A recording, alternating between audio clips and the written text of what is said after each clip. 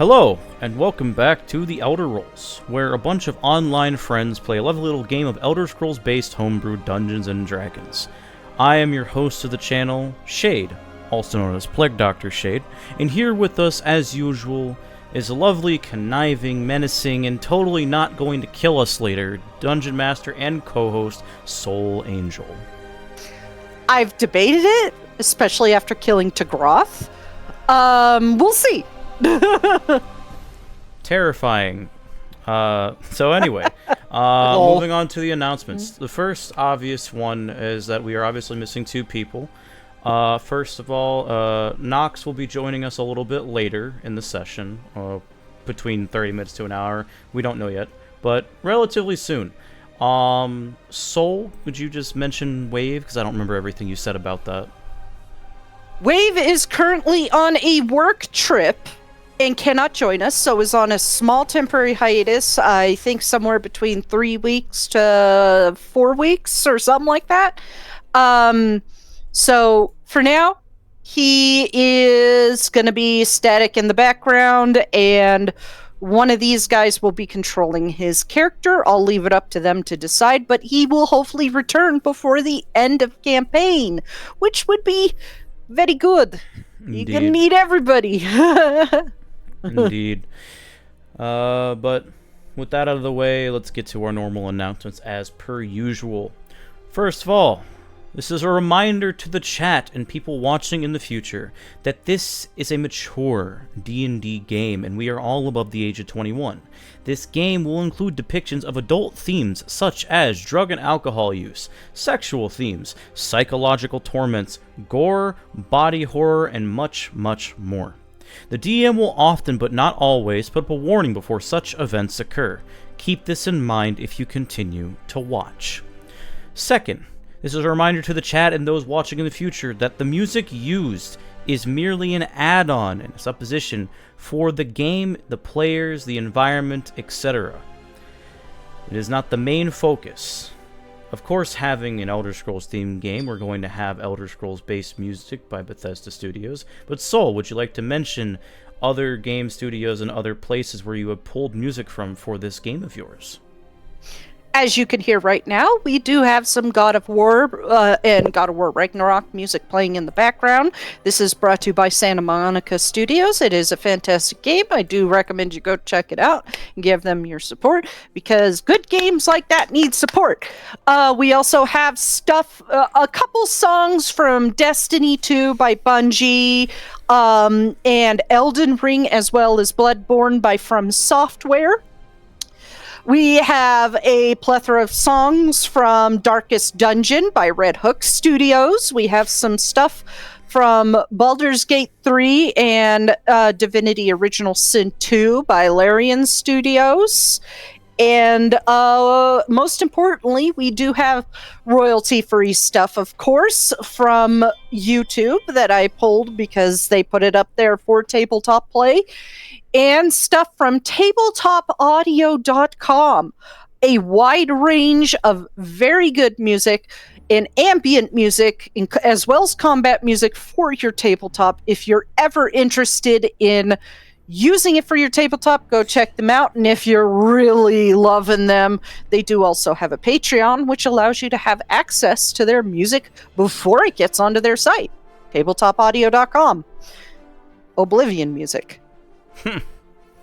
We are not sponsored. We're not sponsored. We're too small to have sponsors.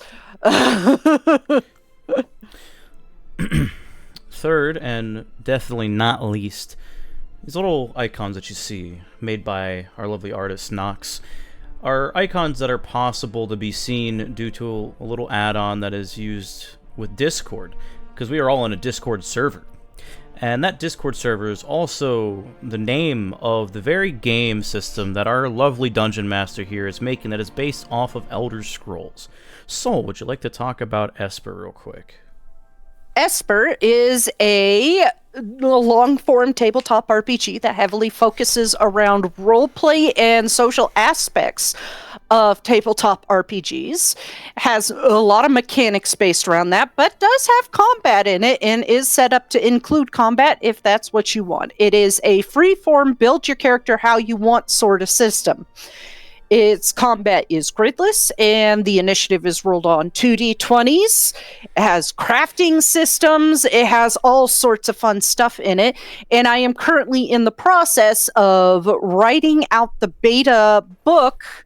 So if you're interested in becoming a tester for the beta, and especially a DM tester, because I do need those, please join us. We'd love to have you.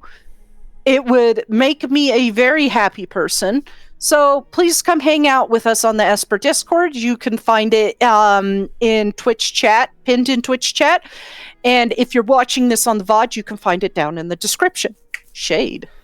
Indeed. Which, speaking of the VOD, I do apologize for the late uploads. Schedule's been hectic, but usually, and most often, you will find the VOD is uploaded roughly a day later on my YouTube channel, which you can find a link within my Twitch bio. It's not that hard to find. It just says YouTube. It's great. It's wonderful. If you like other stuff, please be sure to like, comment, subscribe. Helps me a lot in the future. And on top of that, one final thing, which is a temporary announcement for today. There is a storm outside. I have lost power several times within the last couple weeks due to storms constantly fluctuating this summer. So if the stream suddenly ends, you know why. I do apologize for that, but hopefully if that doesn't happen, this will be in a whole part. But if I come back, this will be in 2 or every time I lose power. Who knows? But just keep that in mind. So if the power does cut and he does go offline, we'll be offline for 10 minutes, and then I will be hosting the stream on my channel until he comes back or whatever. Mm-hmm. Okay. Are we ready to begin? Yeah. Groovy. Wonderful. So, last time we left off, a fight ensued between the Prodigal Seven and Vilain Telvanni, the Scourge of Hell's Telvanni, who nearly killed a sleeping little moth child because you know the meme, kill the child. Slay the child.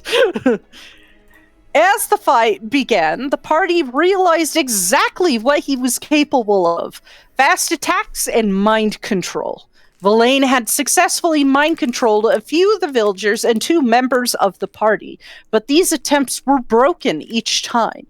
When Thribby finally got onto the field, he initially ran past the fight to get to the orb, but Tagroth called him back, disparaging his actions for bypassing a dangerous fight. With Tiny now on Vilain, his health began to be whittled down, and when Vilain was injured enough, Manamarco took him over and began fighting the party himself through the Dunmer. But as the fight continued, it became apparent that Vilain's magic was discharging violently due to the Daedric Prince puppeting him. And half the party went down over the course of the rest of the fight. During this, Manamarco decided to stop with all warnings and decided to send one last message to the party: that he will not be denied. He killed Gaetroth permanently with a powerful spell of his own make. One shot, and the Wraith of Crows was gone in ash. After this, the party members with party members on the ground and Tagroth gone, and Phileas appeared after having finished his teleportation spell and dusted Vilain, saving the rest of the party from Manamarco. After the fight was done, the zombie village was warned to flee, and Taliesin collected the final Aedric orb and they all left with Anphilius to Artaeum. There, safe in Vanis's office, Talos made his appearance and handed over 2 scrolls of divine Daedric banishment. These pieces are now, with the pieces now set in place, all that is left to do is to wrap up loose ends, get rid of Fennec and Cylinear, and end this nightmare. So, with that, the party rested. And this is where we pick up. The party waking up on the floor of Vanis's office and the famous old wizard dozing at his desk as the day starts anew.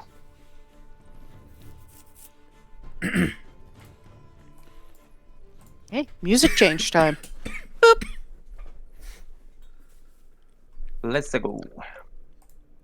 Would Lyra have gotten up early and just done a laundry list of Magica related stuff? Sure. So, as you guys remember last week, I had completely lost the JSON file for the spell itself. I don't know where it was. I know I saved all the JSON files from my other 2 games onto my external. Don't know where it went. Must have been erased off at some point. So I finally handed it out to him over the course of the week, and I will read it off now. Divine Daedric Banishment is a 9th level mysticism spell. The casting time is 2 rounds, and the range is 1 target for 40 feet. The components is somatic, verbal, and material, scroll of Divine Daedric Banishment, and the 9 Aedric stars, which are consumed upon the spell's completion. So you already have the material components. Duration, instantaneous. The scroll reads as follows and must be read in place without moving by the caster. Let powers that bind thee, Akatosh, god of time, Arche, god of the life cycle, Debella, goddess of beauty, Julianos, god of wisdom and logic, Kinnereth, goddess of heaven's wind, Mara, goddess of fertility and compassion, Stendar, god of mercy and forbearance, Talos, god of war and governance, and Zenithar, god of craft and commerce. By their will combined, and the law Akatosh had laid out in the blood covenant of Martin Septim, you are hereby banished to where your Daedric brethren remain, away from the gods, away from mortal kind, and away from Nirn. Let your shackles be the liminal barrier. Return to your realm and never return. Reading this takes your entire action, bonus action, movement, and reaction. This scroll must be read twice. Once for the orbs placed around the circle to activate, and again for them to bind Mannimarco and banish him back to his realm of oblivion and to the liminal barrier. This spell can be counterspelled, but it has to be cast at 9th level. So no undercasting the counterspell. He has to cast it at 9th level. Or else it's not going to work. So we just have to waste his 9th level spots. Let's go, boys. He does have 2. As with any god. So Farron, Death Pact? Power Word Kill? Why me? Death Pact. Because we have the lowest HP. At least I think we do. But that is the spell. I most certainly do. It is very powerful. It is, in fact, written by a god. And it should be in your inventory, Alira. Please let me know, because there should be 2 in there. 2 scrolls. And these spells cannot be learned and transferred to your book. If you try to transfer them into your book, the language becomes unknowable. It turns to Aedric. I think that's probably what happens that morning when she's trying to do that. And her face just crunches and it's like, okay, maybe this is not supposed to happen. As you start trying to transfer it into your book, you look back at the scroll and the words just morph and change to a language you've never seen before. Very strange. You hear from your armor? I wouldn't do that. Can't do that because Quill just stops. there's a divine thing in the center of the room that prevents the gods from speaking to us. Well, you are also. She is also wearing an exalted vestige of the Aedra, so there is technically a piece of the god in the room. It was in the fine print for using the vestige. You consent to 24/7 surveillance. Do you accept these cookies? Bro literally has the NSA on her fucking armor. FBI, open up! Wait. Considering he doesn't sleep, how loud is she being? A typical Illyria noise? Yeah, I mean, we're in the same room. She's just sitting, not at Vanis's desk. He, like, turns a corner. He's dozing at his desk. She's just Did you just say turn a corner in a circular room? Yeah, because he's sitting by the shelf, which has a corner on it. He'll turn the corner of the shelf. Excuse me. And he'll clear his throat. What's the matter?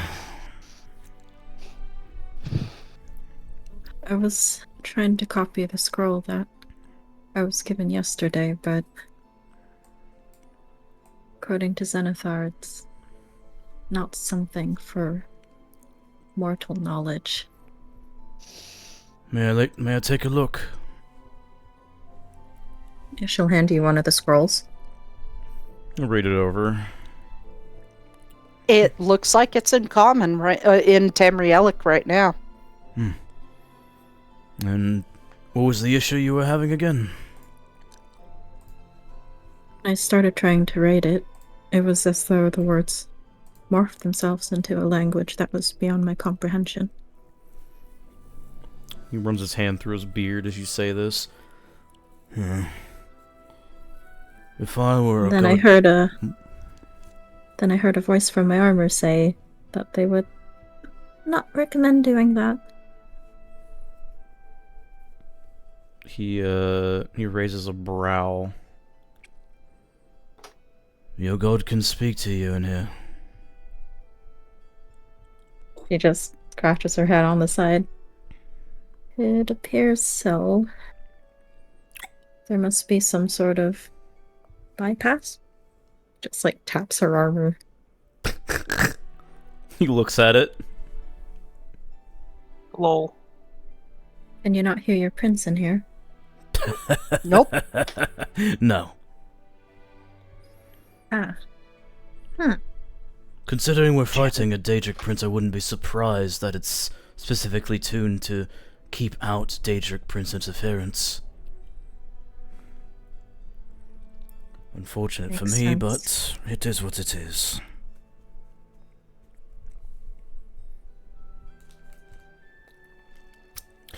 Regardless, I'm not all that surprised that, something I'd assumed that was penned by Talos.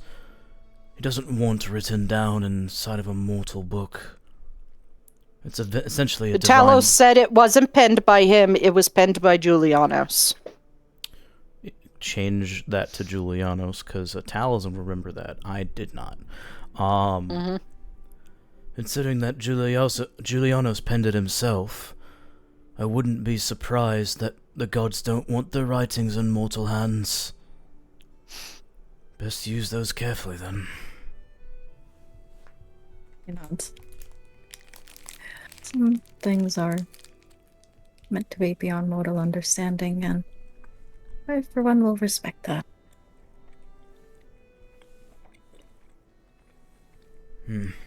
You asked me before whether Zenithar had spoken to me. Has your prince spoken to you? Aye, she has. Although, I'd imagine she's pretty fucking pissed that one of her greatest warriors was just snapped into ash by Manamako. You think he's gone for good then?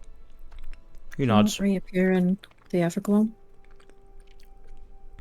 I could ask, but I'll probably be met with some spite and malice. Or annoyance. The other thing I understand about Daedra and the princes, that... Excuse me, I was chewing on something. How dare you? Sorry. Monster. The thing that you gotta understand about Daedra and the princes, at least from the very short several months I've known them and been sanctioned to be the champion of one, is that they don't really like it when you ask stupid questions. I can assure you that despite not knowing something, they're still going to treat it like a stupid question, so the best thing to do is just presume based off of your own logic. I can safely assume, or presume in this case, that if Tagroth was killed by a Daedric prince, regardless if they were being puppeted through flesh that wasn't their own, they are dead. For good. Lyra, I am asking you to do something for me. I'm taking a small effort to do something. Could you roll an insight check on Taliesin real quick?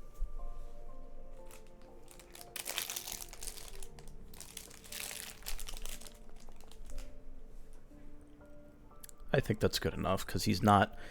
In his explanation, as he's explaining Tagroth dying, he is like looking down, then up, and then past you, and then at you, and he looks upset, despite the fact that his voice does not show any sign of emotion, just in this explanation, but he looks upset about it.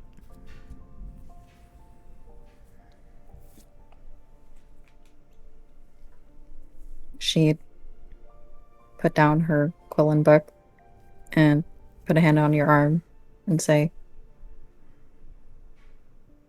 I'm sorry to hear that. After all that effort we went to free him.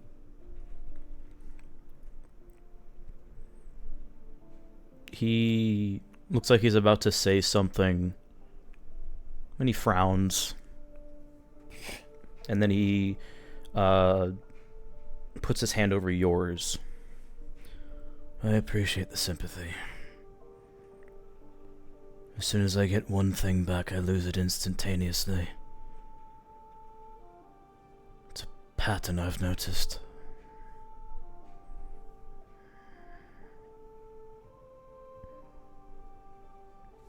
We've got to do our best to hold on to what you have remaining then. If there's anything I can do to help, just let me know. He squeezes your hand and looks you in the eyes, and you can see that they're welling up, but it's kind of hard to tell because he doesn't have hide features on, so it's just like the black sclera with the purple eyes. But you get the slight sense that he's about to cry. Do me a huge favor for me, then. Don't die.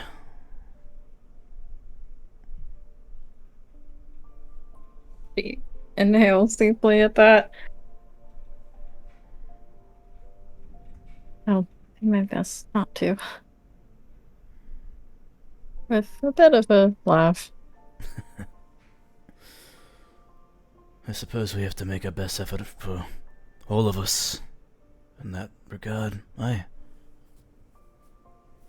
She'll give you a slight punch on the arm. Goes for you too, no dying on me. Wasn't planning on it. Good. She just crosses her arms. Because if you die, I will kill you. To the Team America, I promise I will never die. Cross my heart and hope to live.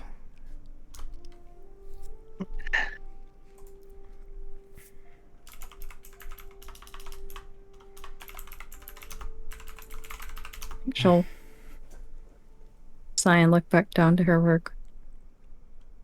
Go. if I can't copy this scroll, I can at least copy the one that you gave me earlier. Which one was that? And she's going to pull up Scroll of Dimension Door, which I definitely forgot existed in the last combat. Don't worry about it. It would have been so useful. Oh yes, that Lol. one. Yeah, I think I'm getting quite a collection of scrolls. They get a bit jumbled now. So I figured it might be better if I just added it to my book directly. Hmm. It Oh, would have been mighty useful in the fight yesterday. maybe not. The only thing I could think about doing was using that particular spell to throw Verlaine how many ever bloody feet in the fucking air and make him drop to his death. I'm not sure that would do anything, but it would be quite funny.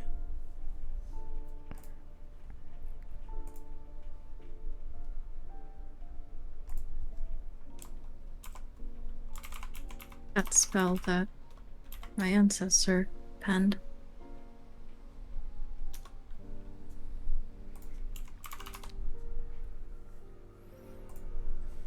Say that again. Do you mean that spell that my ancestor penned? No, not that one. I think you just see a slight exhale in relief. And he leans against the bookshelf. It's like looking towards Vanis and then eyes the rest of the group, who he assumes is probably still sleeping, save for probably Glarior. Because What's your passive insight? My passive insight? 15. 18, baby. 15 and 18? Yeah, Venice isn't sleeping. He's faking it. Oh, that. He's breaking it. He's faking it. He Drippy believes he's asleep. Does Caldron believe he's asleep? Yes, Caldron believes he's asleep. I would have Does made Glarior? Glarior believes he's asleep. I would Farron's have. not doing. Wait, what? I would have And made the. Farron believes he's asleep. Well, Caltron's asleep. Farron doesn't believe anything. He's asleep. Oh, okay. Yeah. And Farron doesn't believe in anything. That's He's tracks. so real Real. for that. Honestly, same. That's Taliesin's boyfriend, everyone. Let's fucking go. Ha! He's based in Dunmerville. Jesus Christ. Anyway, as I was saying, he leans against the the bookcase, as a Lyra exhales. He obviously notices. But he's like looking at the ground. Besides, I wouldn't use that unless it's a last-ditch effort anyway. Like, you close to death, for instance. Or Farron.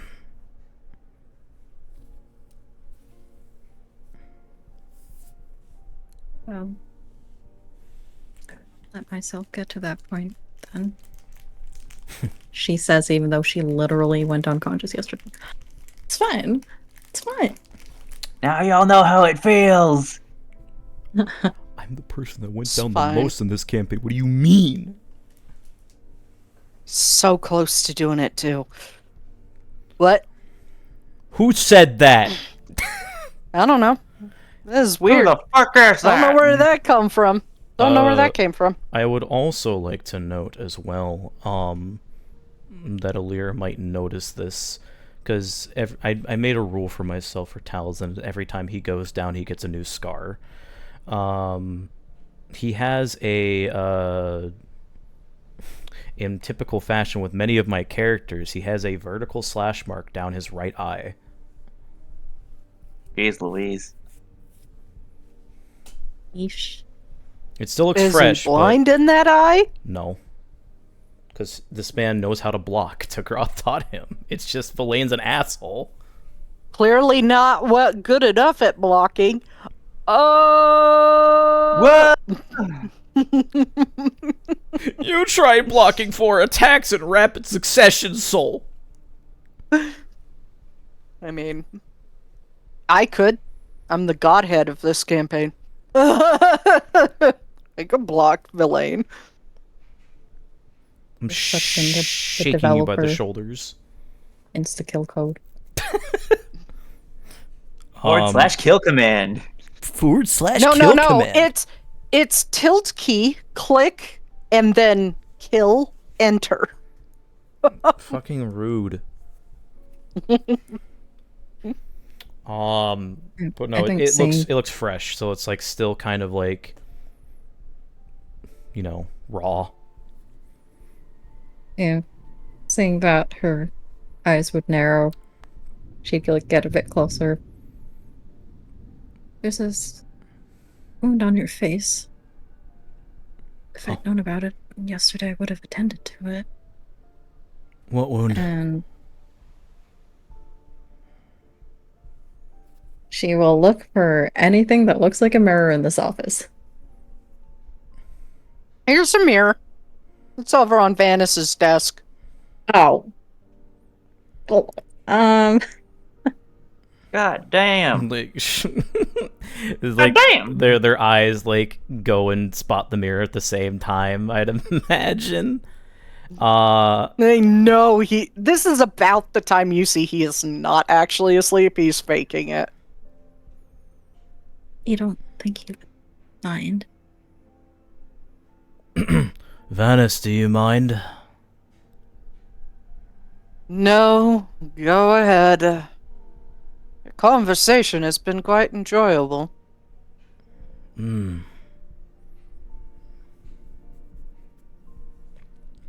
And Taliesin will walk over, take the mirror, and look at his face, spot the wound. He puts the mirror down immediately, walks back over to Alira. His head is in his hands. Nords do find scars quite enjoyable. I thought I'd let you know. Thanks. He looks back up to Alira and he has like a half grin. Yeah, the funny part about this is I actually joked with Thribby about getting one of these not too long ago. Would you like to see my scars? You want to know how I got these scars? I got knocked down like 5 times in battles against Manmarco's henchmen. Well, I fought Manmarco, and that didn't go too well for me. So... Manmarco, he was a drinker. So you see, Manmarco was a drinker. And he sucker. He put the staff of worms up to my head. And he said, "Why so serious?" And he proceeded to hit me in the back of it and gave me quiet. The wound left me dazed for days.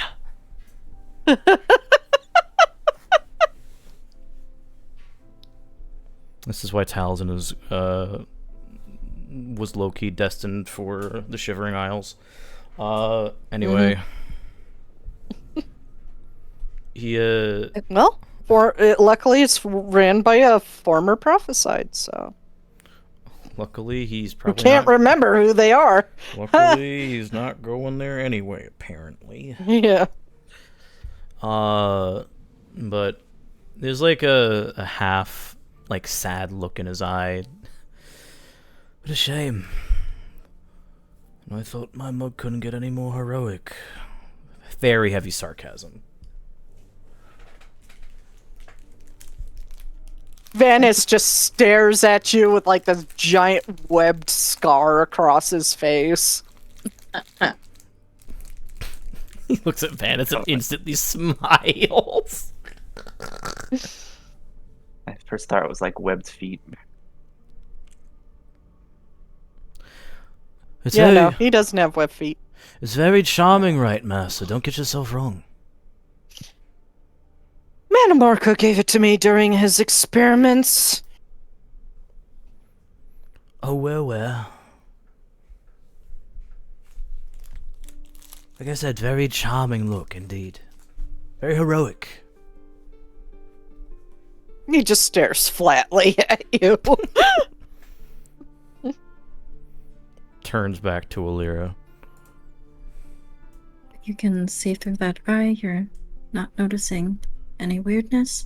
She's like doing that eye doctor thing where she has like her finger and is like moving it to like peripheral vision positions. You can see that his eye is fine, and that if he even closes it, you can see that the scar stops right where his eyelid is, so it didn't actually go across his eye. Should I do the toxic DM thing and say roll a D100? If it hits a 1, you're blind in that eye. Wow, rude. What did I do to deserve it? Make my life hell. Stare into Bolo ice pick moment. Yeah. Get my eye replaced by Bolo ice pick moment. Get my eye replaced by a And magic it's fucking like, rock. please lay on the table. Ice She pick. just casts light on her quill. He immediately squints. That's good. That's the correct reaction, and it was about the right time. So it appears that your Yeah. eye is unaffected. Yeah, you see like pupil reaction and everything. And now, Taliesin, you have that weird white spot in the center of your eye when you stare at the light too long and it doesn't go away. He immediately like blinks rapidly to start having it tear up because he's had this happen before. Stares at Cassandra. Flashbang! She probably did flashbang him a couple times. Get your ass out of bed! Light right in the face. It's like fucking 5 a.m. The pain. That is I can see quite fine. Better than most mortal beings. I can see like him. Like thumbs back at Glarior. Glarior Wow. angry pouts while T-posing. Real.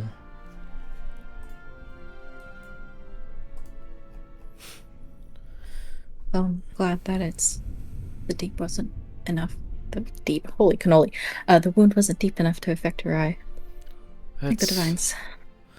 Yeah, thank them. Trying to encompass my role as a champion is not forsaking them, but revering the Shadow Queen a bit more. Think she likes that. Vanis, all the princes are vain, right? Oh, yes. Ah. Some more than others, obviously, but I can assure you 100% they're all very vain and out for themselves. Right. Just needed that clarification. But he turns back to Alira. As far as I know, Nocturnal doesn't care too much about that, though, so... More importantly, I'm curious as to if I can even get a new... He thinks for the word servant, teacher, something.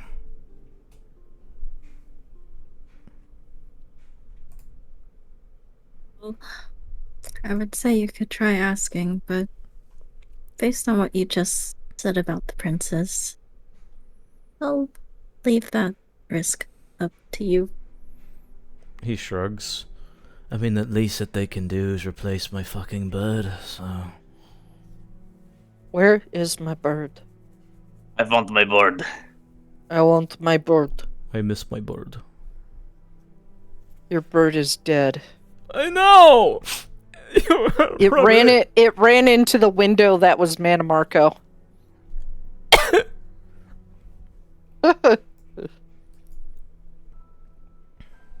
Given that the danger remains, I don't think even your prince would leave you empty-handed. No. Considering that, I could sense her rage when Tagroth died. Yes. And he, like, blankly stares at the floor when he says that. It's like... It's like kind of the scared reaction. It's like, oh, I didn't actually know that she could get mad. Yeah. She just sees that and her shoulders just scratch a bit uncomfortable, like, man, princess, that sucks. Man, I'm glad I followed the Aedra. Woo!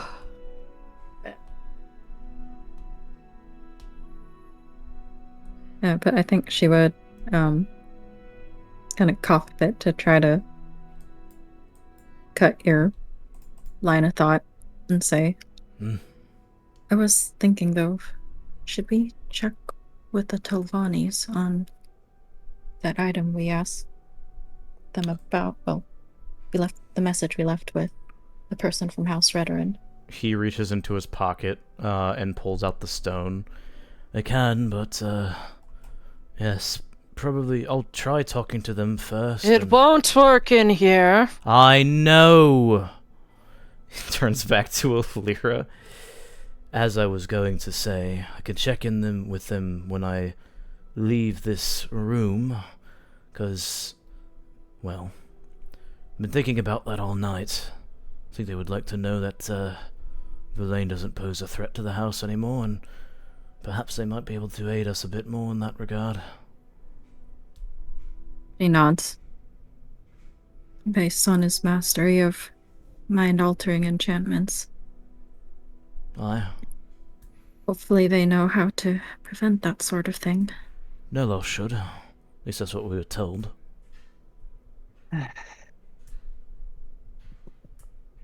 But I think the first thing we should probably do is do that, and if I can't reach them, then try stuff with Councillor Redoran. He nods. Right. Is there anything else that you were doing here aside from trying to copy that scroll? Or you want to get that done now while the rest are sleeping? I think you look down and it's already done. Because it takes her 8 minutes, so she was probably just writing it while they're talking. Well, you see, I'm good at writing, so I don't need your help. Nerd emoji. Nerd emoji. She pushes up her imaginary glasses. She does the fucking glasses glare from an anime. Yeah. Yeah, just like grabbing the rim and just like shaking it, like lifting it up and letting it drop back down. It's just like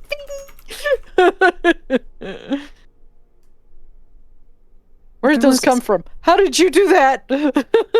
Minor illusion, don't worry about it. There was some other things I wanted to get into. She looks over to her grandfather's book in Phoenix Journal. So I plan to sit here, take a bit of respite while we have it. Sure. You know, before charging out into the world. And Venomark was I again. Just laughs a bit nervously. Can't wait till we're done looking over our bloody fucking shoulders. Me too. Just need to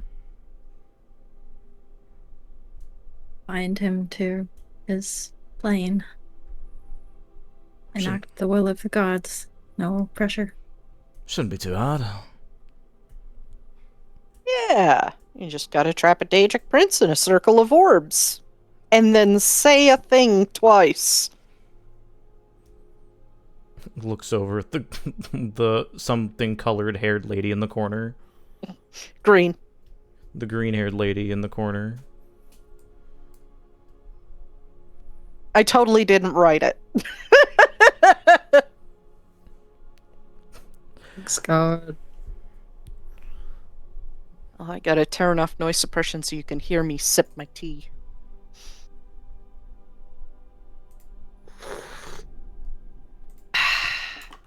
There you go. Totally didn't write it. We're up to now 38, thanks God. Oh! Maybe I can get to 50 before the end of campaign. At least 40.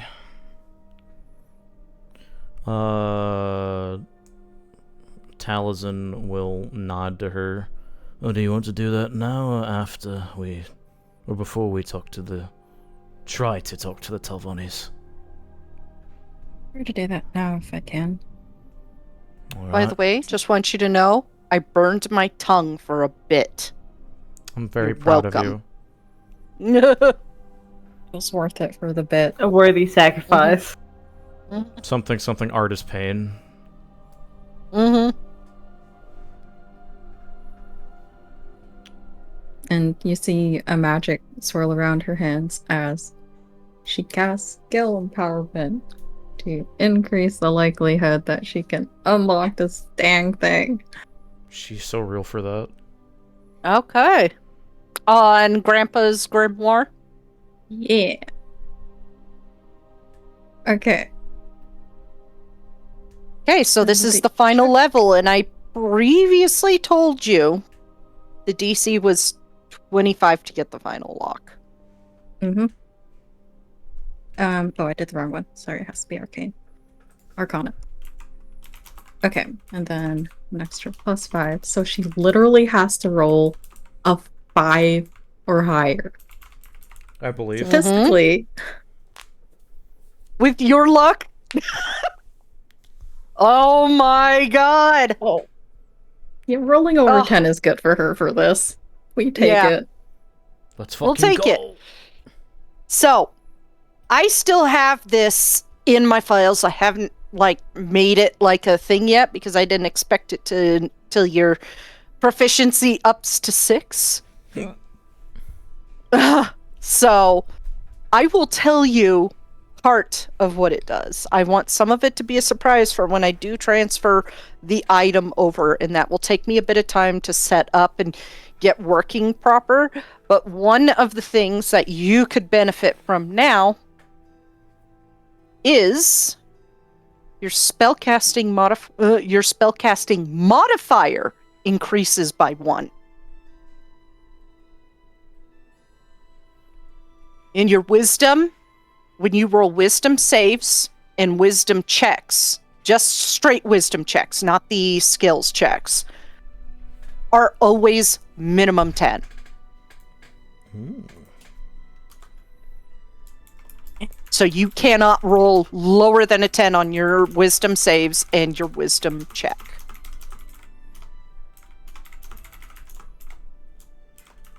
Those are 2 of the things. I'll get the rest put in because there is a spell involved as well that I need to transfer over, and I want that to be a surprise and to reveal it to you next session because we're just going to flavor it as you open it.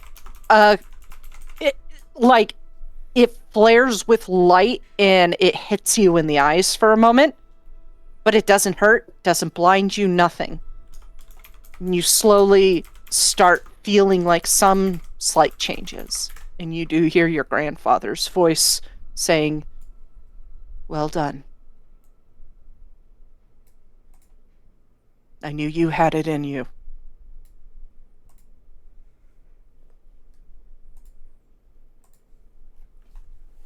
I think Taliesin sees.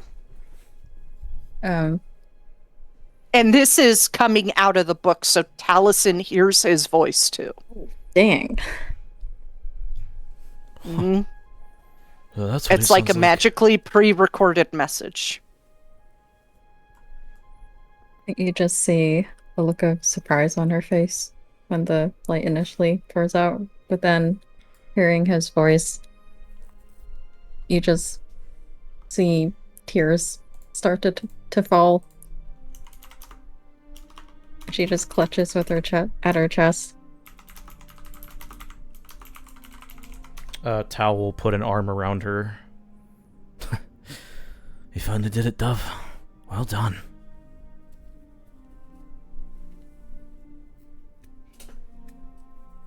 This time.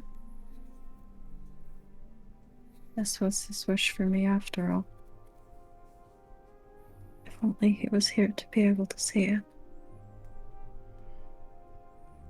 I miss him so much. His His smile fades a little bit as he holds her tighter.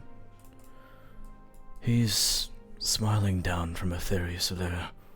If I know anything about the gods, he is definitely doing that. Don't worry, he knows.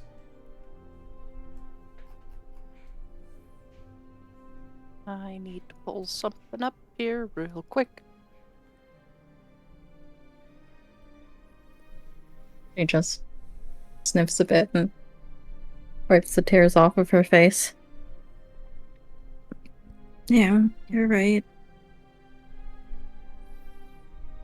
He will hand her a handkerchief. Surprise, Are you still surprise. holding the book in your hands? Yeah, she's not letting that go. Yeah. It kind of shakes in your hands a moment, then flies out and drops to the floor. The pages start like flipping wildly to the middle of the book where there's blank pages, except for like a glyph that overtakes, that seems to lightly shimmer and then glow, and then overtakes, and before you is a vestige of your grandfather. It's a pre-recorded visual magic message. My sweet Alira, I am so proud of you right now. I always knew that you would exceed your parents' expectations in every way. I always knew you had the knack for both baking and magic. And your understanding of both got you this far. Your love for those around you and your desire to share your gift with others got you this far. And I just want you to know that you are everything to me. You have always been everything to me. And therefore, the last part of my will be revealed in this message, and only can be shown by you. No doubt your parents will have tried to unlock this book and have failed, because they don't have the unimaginable depth of magicka that you do, and the talent you do, and the imagination you do.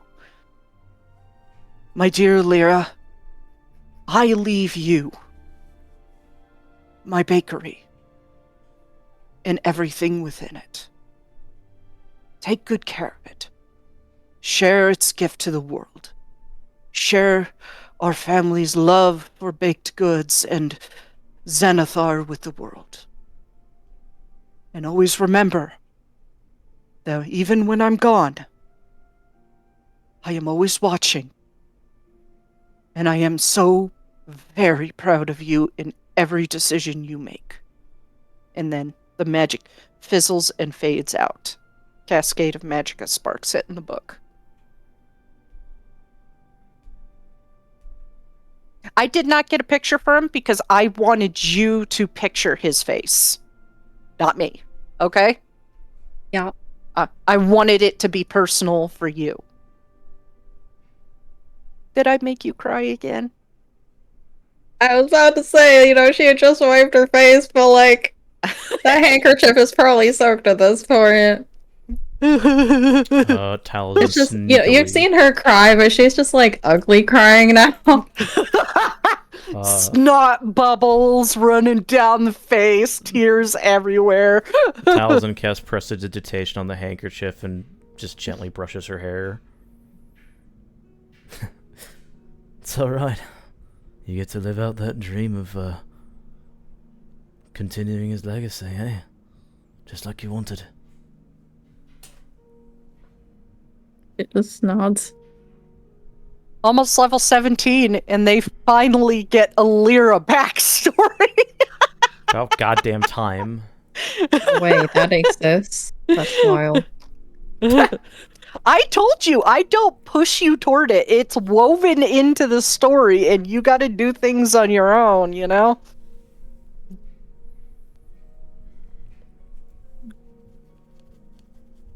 She still dabbing her face with a handkerchief. She says, "For so long, he was the only one that understood me. When my parents were trying to push me and pull me away from the things I cared about, he fought them so hard. Keep the smile on my face. Then when he was gone, I thought I had lost everything.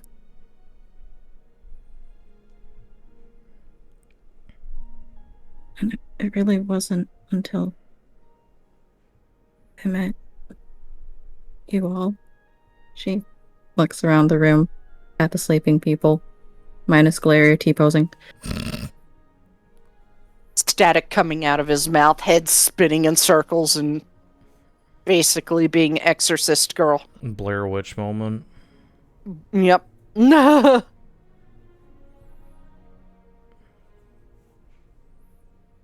Started to feel something like that again. It was you all that gave me this hope.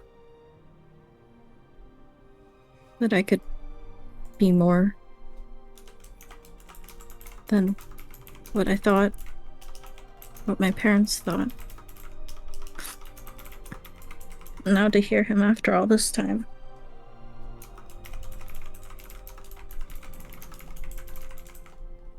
I feel like I've grown strong enough to do what he said, to carry on his memory. Taliesin will pull her into a hug. And I have you all to thank for that. She's just sniffling. You've always been that strong, Duff. I've seen it. We've all seen it. I'm glad that you think so, but it's been within you all this time. And he motions to the book. That just proves it. I'm proud of you.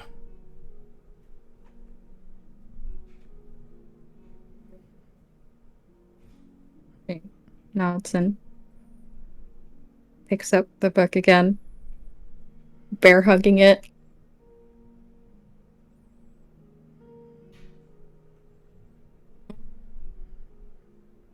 I don't want to stop you from your day. No. You're not stopping me at all. I didn't leave for a very good reason. I'm glad you got to be here for that moment. I'm glad you let me.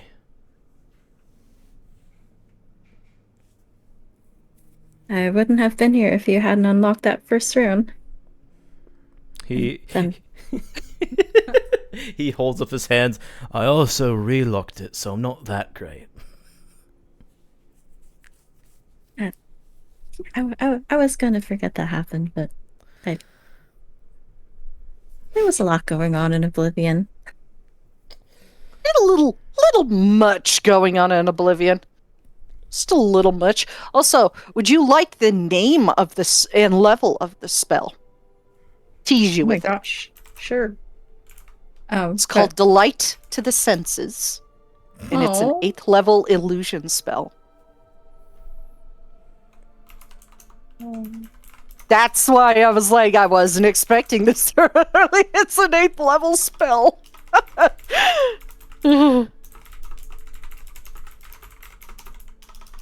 Yeah, in that moment you can see like she was joking about the runes, and she said, that like she clearly has not forgotten about it, but it's fine.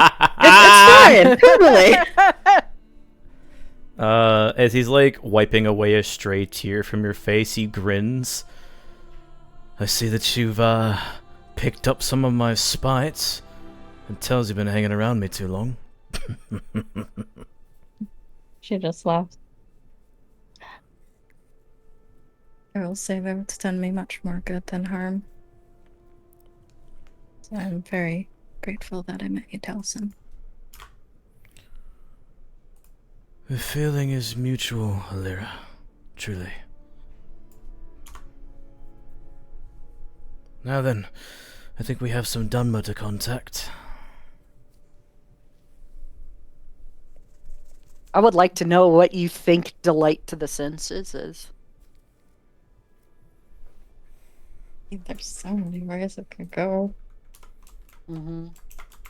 Illusion spell. Well, I it's could see only it as- classified as illusion because of how it's produced, and I'm using Elder Scrolls terminology, not 5e terminology. I see. It could also be classified as alteration, but it was like in the middle, and I just ultimately decided illusion because of how the spell comes into existence.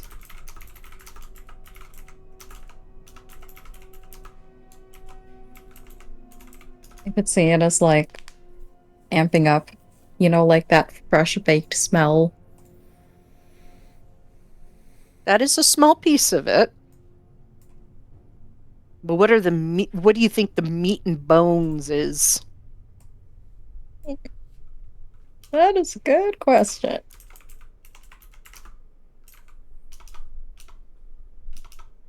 I will leave that a surprise. I mean, like, there's so many ways it could go. It could be like in Sanguine's realm, but way better. Tell No you what. offense. A little offense. If you guys RP a little bit longer, I can get it in. It just won't be like fully in working form quite yet, because that takes like a little bit of linking up some things to get it to fully work, and I don't exactly remember how to do that, so I have to hit somebody up for that this week. But you will at least be able to see what it is, so I request you to continue to RP so I can transfer it over.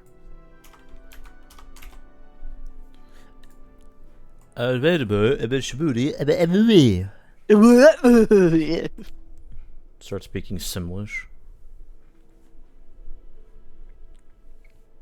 Did you know, I think it's either Japanese or Spanish spoken in a Valley Girl accent, kind of sounds like Simlish. I think it was Japanese. Oh my god, like, Daijobu. Daijobu? O namea wa soul desu. Komenazai. Doi yozo roshku. That one's a little bit harder to say in a Valley Girl accent. I could say it just fine with a normal accent. Dozo yoroshiku. That's actually kind of a tongue twister with a Valley Girl accent.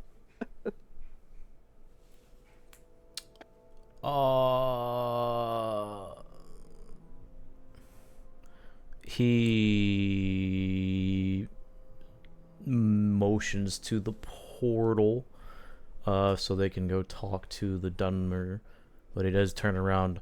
Unless you have something else you need to get done at this moment.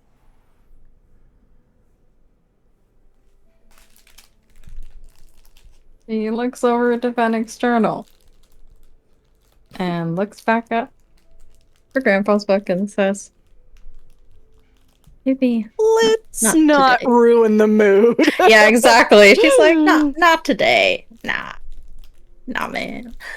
That's what we call a buzzkill. He looks at Yeah. Fennec's journal and then looks back at the grandfather's book and back to Fennec's journal. He gives a really awkward smile, and he's just like, "You sure you want to dampen the mood, love?" No, not today. His words can wait for another moment. Need it. Kill him after all. Aye. Pretty wise. Let's have a nice little chat with those grey fellas, eh? Yes, let's. And he will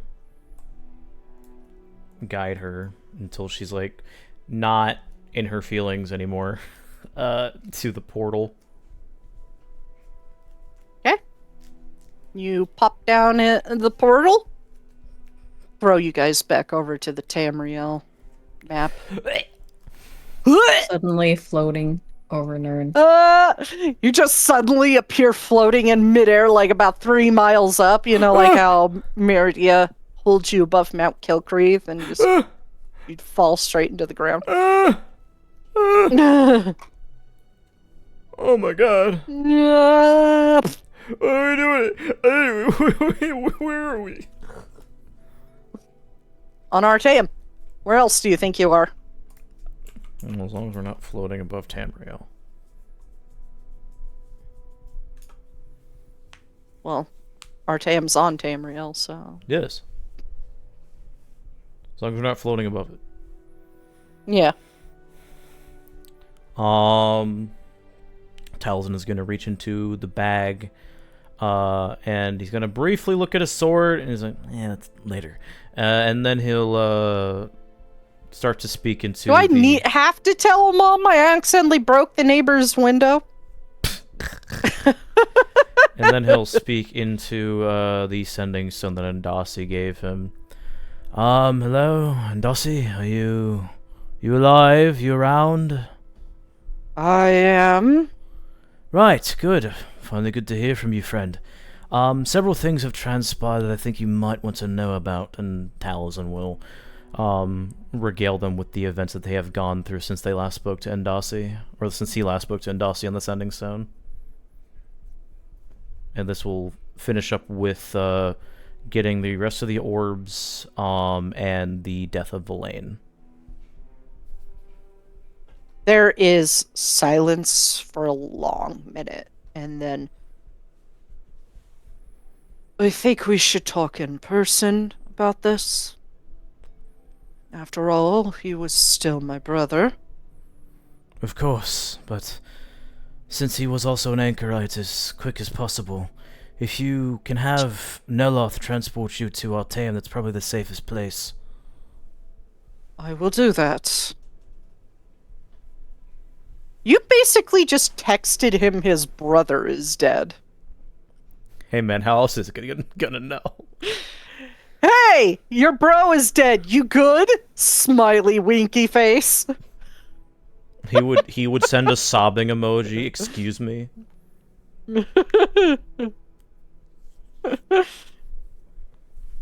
Alright.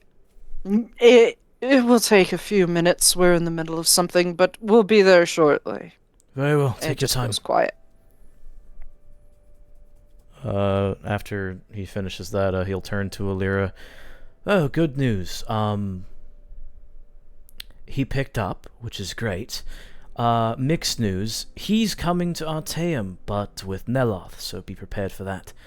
On the positive side, we can finally ask Neloth about making that, thing for Thribby so he's not mind-controlled again. Hopefully the counselor was able to tell Neloth that in the time that they were both away, but who knows. Good, then. Hopefully the situation in the Ghost Gate is better. Aye. I wonder if they have any... What was it? Canis fruit tea? That he liked? Goes back to the Sending Stone. I think it was Arn that made that the best, right? Yes. It was Arn that made She's that the best. only one that got it right. I don't think, it would be wise to bother Arn about that. But the time for pleasantries is over enough. And besides, despite him being up his own arse, I'm pretty sure that Neloth knows when time is of the essence.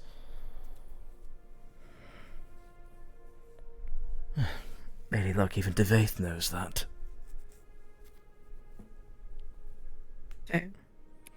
I just hope he sees fit to help Thribby. Tiny. She says Tiny. I say Thribby. Okay.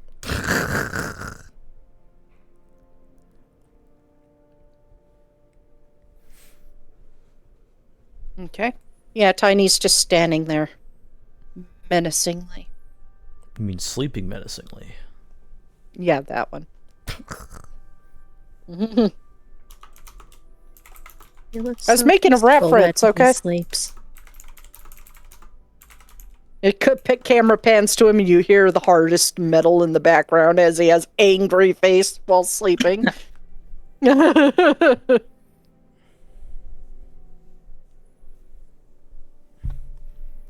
Well, we're You outside. have shit like Guar and Hailstorm and Well, we're outside of the Right Master's office. That's not him clearing his throat. He would say Right Master. That's me being an idiot.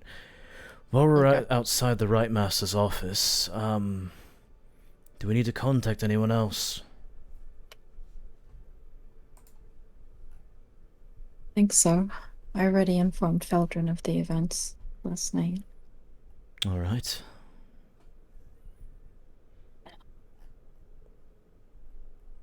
You have any thoughts on our next steps? Will we follow in Phileas to Imperial City? Well, it's the most logical solution as of now. Everything else can be done right before we face, well, whoever. I wouldn't imagine that the other anchorites are busy dealing with Imperial City, because as we were told by Amphileus, there were several of them that stood out that weren't anchorites, which means there are some, and he does air quotes, trusted among the worm cultists in the city that are doing their dirty work. We can safely assume that Silanir's in Alinor. Fennec is... He pauses. What do you think Fennec would be doing right now?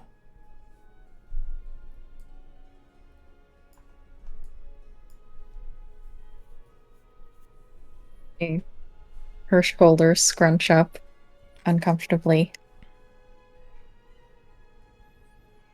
I think that's part of the problem. He's the most mobile of the remaining anchorites. And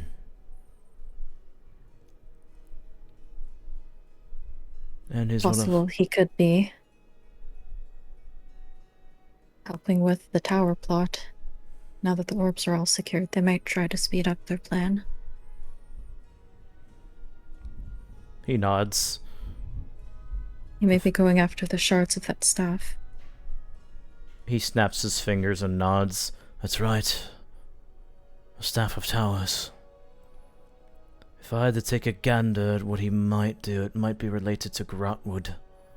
If Imperial City's already being sieged, Menamarca wouldn't tell Fennec to waste his time with that. Besides, he needs that tower. I don't think he would risk an anchorite in that regard. Right. See, her face just looks a little paler as this conversation goes on. He gently puts a hand on her shoulder and nods. He's right behind you. Stabs him immediately. I'm me, isn't he? Being an ass. Sees him appear Eldritch Blast. He's right behind me, isn't he? I came here to talk. Fuck. He starts doing like the Family Guy, Peter Griffin thing of like holding his knee, go, ah.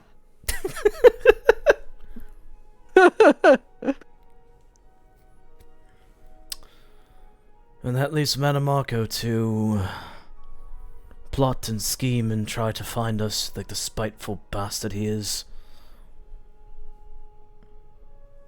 You can see a cheeky grin as he says this. I think her face just kind of goes to one of like, just like a tiny little bit of like fear and horror, and she just like mouths like, "No, he can hear us." Right? He nods.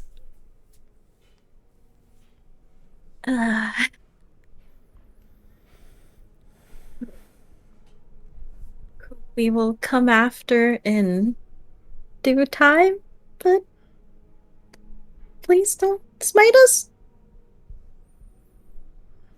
I'm sorry, I was transferring the thing over. Repeat that again. You know how my brain is when I'm typing. Taliesin was making a joke about saying how Manamarco was a spiteful bastard. He smiles. Alira said, fear in her eyes, please don't smite us at this moment. We're doing something. Yeah. But we're also wearing the necklaces. Like stage whispering to Taliesin, basically like, he can hear us, right? And he just nodded. What's funny is you've been outside for some time. He's being oddly quiet. That's not good. He's scheming and plotting. More than that. But that's okay. Anyway, don't worry about it. It's fine. We can't do anything about it now, so... Lol. No. Speaking of gods, he puts his hand on the Sword of Shadows, and he leans his head down to focus on Nocturnal. Lady of the Dark, are you there? I am. What do you wish for? She does sound tense and a little upset. I wanted to express my deepest sympathies for the loss of one of your greatest creations. Stop! It is Manamarco's fault, not yours. He wanted to send a message. And he did. Get that key to me. Very well. And she falls silent. The second she goes silent, he's like about to say something, but it's like... He just like nods, like, it's like, yeah, that's exactly what I expected. He doesn't say anything, but Alira can see it. It's like, yeah. That good, huh? Nope. She's pissed. What can we do to placate the prince's feelings? Return the key to her. Placate. He'll quickly pull out the map, the blank one that is his, and he'll point to where Falkreath is. Okay. And then he'll put it away. So essentially, like around here. We go to Imperial City. It's not too far off, especially if Infilius can help us travel. Aye, or Feldrum.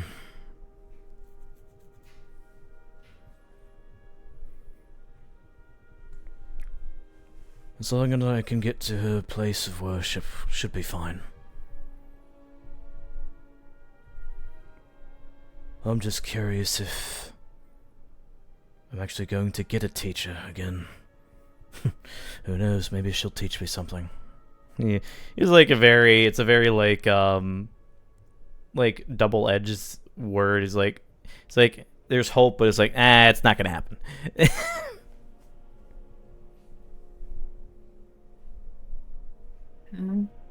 I am actually trying to get this to work proper. Well, take your time. Maybe she'll send a Wraith of Crows with a bit more tact in their words. A bit more open to mentoring.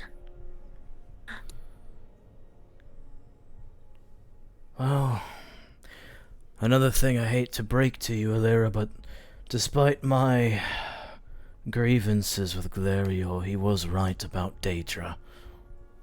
Every word he muttered about them, he was completely correct.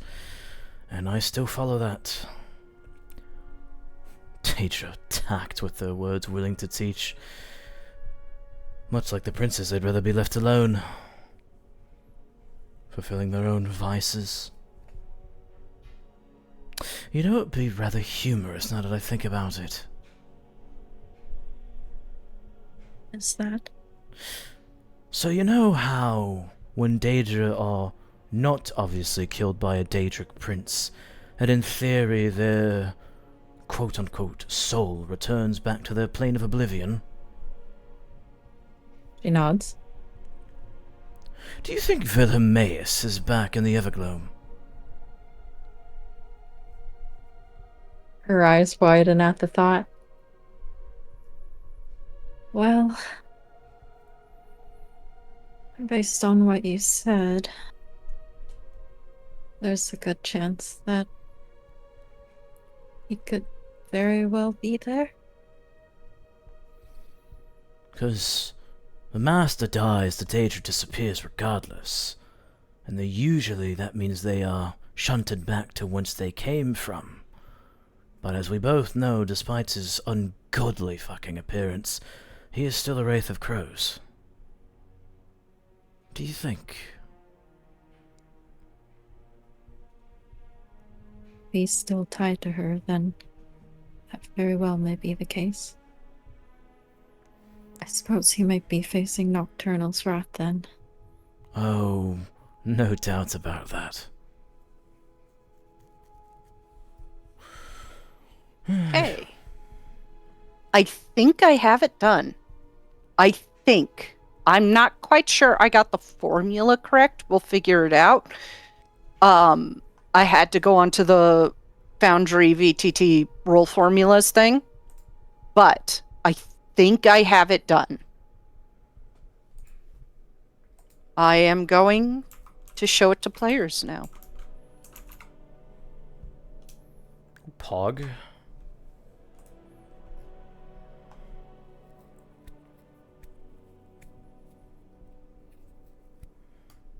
There you go.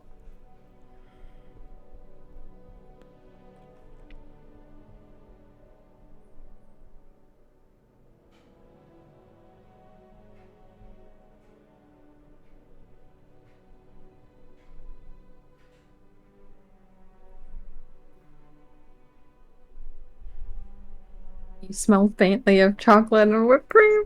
It's great. That's amazing.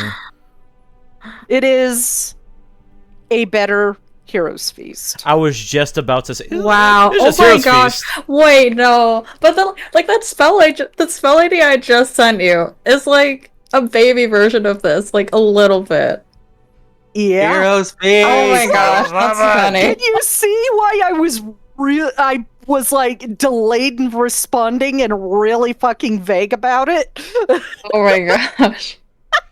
I was like, I Heroes laughed a little Feast. and then just. It is a very good Heroes Feast. Except it doesn't cost 1,000 gold bowl that is consumed on use. I always found that fucking ridiculous.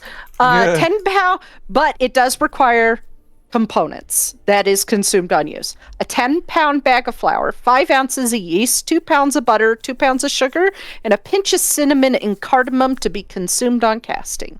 Its duration is 24 hours, not 8, so it lasts an entire day. You have learned to craft sweets as well as you craft spells. You can now combine both to make a feast of cakes, pies, petit fours, cinnamon rolls, and Danish. When this completes, you become, it's supposed to be and consume. You become immune to poison, gain your level plus your con mod plus your proficiency modifier in temporary health. You also gain an extra first level spell slot and +5 to your constitution saving throws. This effect will last 24 hours and leaves you full for the 24-hour day. You smell faintly of chocolate and whipped cream.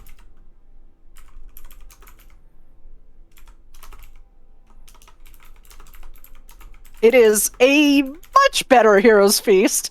A little powerful, but given how awful I've been to you with the Anchorites and Mana Marco. This is nice. Mm-hmm. And you instantly learned this the moment you unlocked the book, Alira. It's accessible by you now. You don't have to copy it over or anything. It is I'm about to drag it over into your spell book. Where the fuck did I put it? Oh, it's right there. It's the one with the bread. Bread. Bread. Right. I'm glad There we you all go. had the mindset of that one guy on TikTok. It's Can you just see bread. why I lean to illusion? Is because you need illusion to be able to make it appear on the table, and yeah, it could also be classified as alteration. Yeah, I can say that. Sanguine smiles on us this day. Mm-hmm.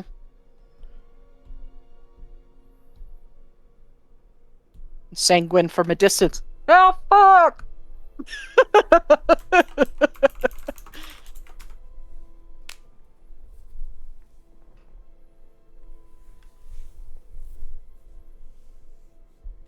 Yeah, everybody's missing out. All the cool stuff happens. Oh, Jesus. Excuse me. Bless you. The most pleasant goth smell smells like Axe body spray and No. I am no. Hello, spell. No. You smell exactly like Talus and Jaffe. There you go. That's the most pleasant goth smell. Yeah. IRL towels and fantasy towels, and let's fucking go. He probably smells really nice. Because it's like he's the executive goth, so maybe that's the best goth smell. I don't know what he fucking smells like. I never met him. And if I did, I'm not sure I'd just go up and... Yeah, just walk straight up and stick my face in his neck and go. Oh, I need to out weird him, so that's the exact thing I'm gonna do when I first meet him, if I ever meet him. It's like, Talus, it's so nice to meet you finally. And I'm like, I'm not with him. Would you like me to give a disadvantage on his saving throws for now on?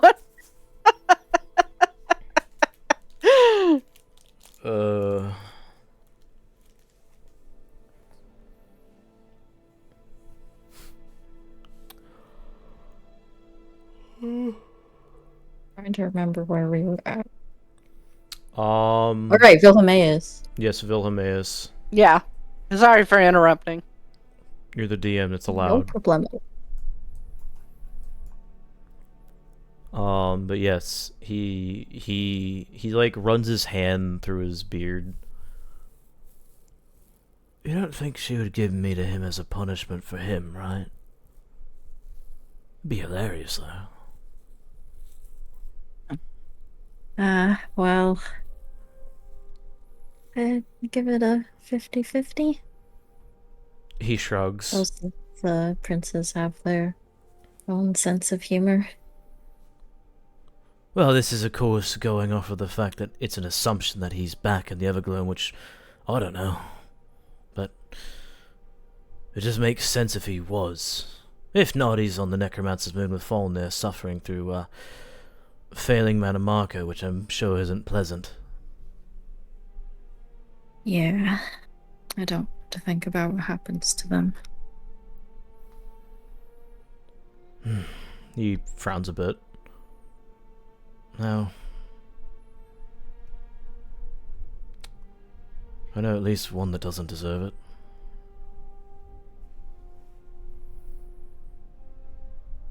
Anyway.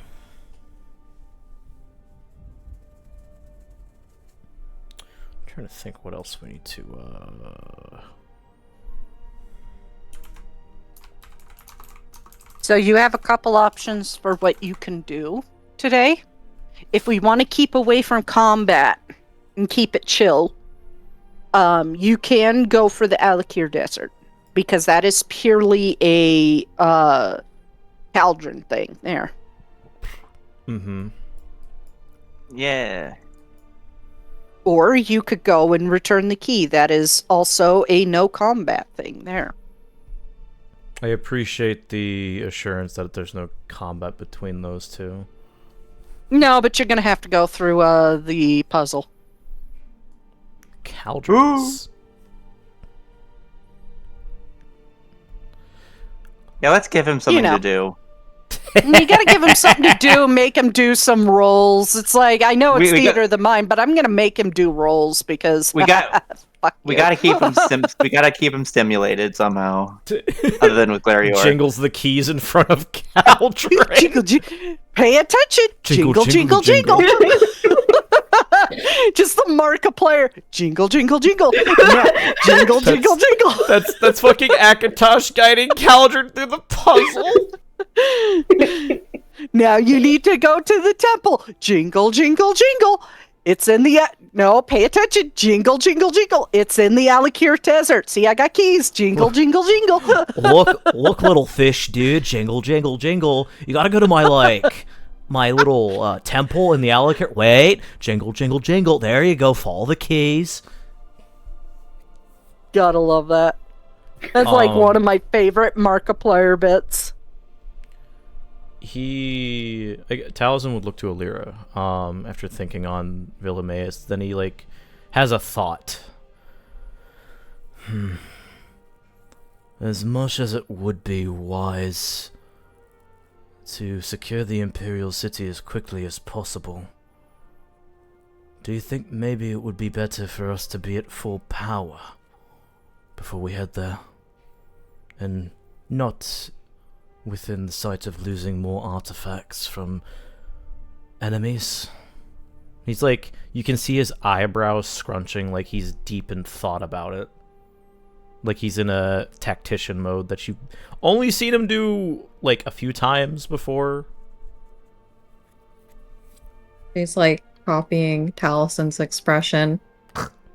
Trying to anyway. She's not a tactician. But she is thinking back to yesterday when literally 3 of them went down and Amphilius saved their asses.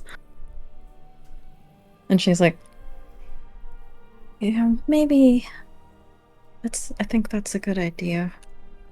If we can increase our strength before we face another anchorite, whoever that might be. Or powered up There's followers. 2 left! Or rather powered up followers that are basically amassing an army in one of the biggest cities on Tamriel. If it increases our chances of surviving, then I think it's well worth it. As the alleged leader, it's kind of a shame that I'm the one that's been taking the most shit in terms of going down without you guys, so don't really want to do that anymore, or at least not as often. There's a bit of sarcasm when he says leader. You're a leader. Oh my god. You are the leader. We might have been circling around Skyrim still if you weren't here.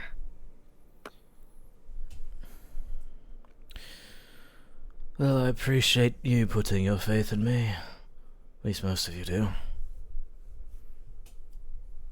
But regardless, if the leader goes down, morale goes down, and I can't have that. Be an embarrassment within the academy if I was still there. I can already hear Araclane scolding me.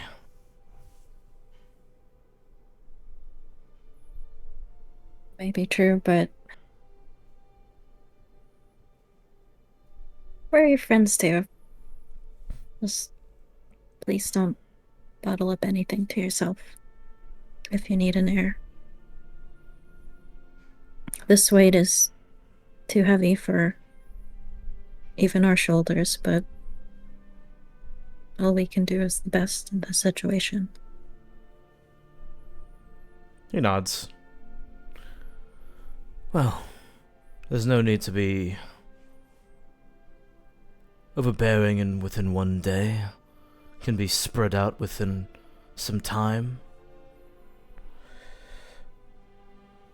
Done enough of that in my life that I'm able to notice now, so when the time is right, Alira, I will unload any burden that seems too unfit for me. She gives a nod. Then kind of moves into like a fake soldier pose like you taught them for like the Altmer, like, you know, back really straight. And she's just like, well, fearless leader, shall we rally the troops? It's not good. She's very bad at it. He sees it, he grins. Tries. He grins and he walks around and he takes like the end of his sword and hits her in the knee and like the lower back to straighten her further. That's much better. And yes, we should. She just laughs and starts heading back towards the portal to the office. Follows.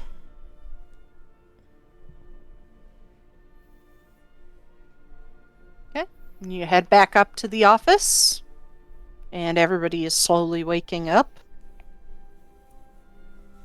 Time to make a decision on what to do next. Shakes fair and awake like Shrek does to Fiona in the first movie.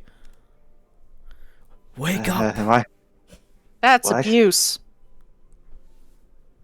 Not actually doing that. Not that heavy of a sleeper. What he actually does is just kicks him in the shin. Lightly. Huh? Come on. And he'll offer a hand up. Thanks. Grabs hand. Pulls up. Whee! Whee! He goes flying. No. He is light enough. Yes, I mean, spin. He is yeah, he'll do no. Sure, why not? He'll fucking pick him up and do a spin. Whoa. Someone's lively this morning. Just in a decent mood is all, for once. Take what I can get. Now then. Where the is Caldron awake? Or is he still He's still snoring the house down. fucking course We he can- is. We can play a prank on him. If Glarior doesn't swat you away like a cat.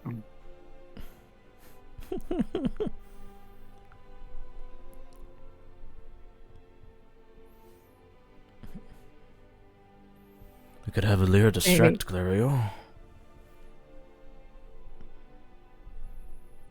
Yeah, I'm just imagining Great. Glare.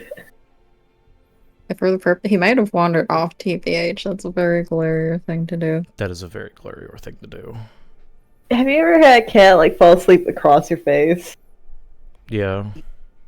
I'm just imagining Yeah. Glare kind of like that. my cat personally likes to lay on his back with his legs splayed out to the side, so he's showing everything. Just like full exposure. It's like, sir, we can see that. Good to know he sleeps like a dog. Oh yeah. And currently he has his little paw curled over his face and his little back feetsies sticking out, so. The Pete's. Gotta squish the toe beans. So are we Squish the toe beans. are we determining that Glarior is not present right now at this moment right next to Caldron?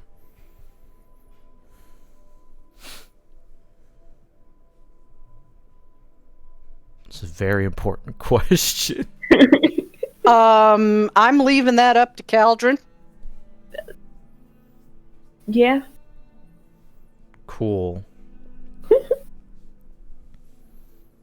Hold on. What is I have something in my inventory. You have a lot of somethings in your inventory. You're going to have to be a little more specific. After all, you are level 16. I know, I'm just looking. Let me see, what do I got?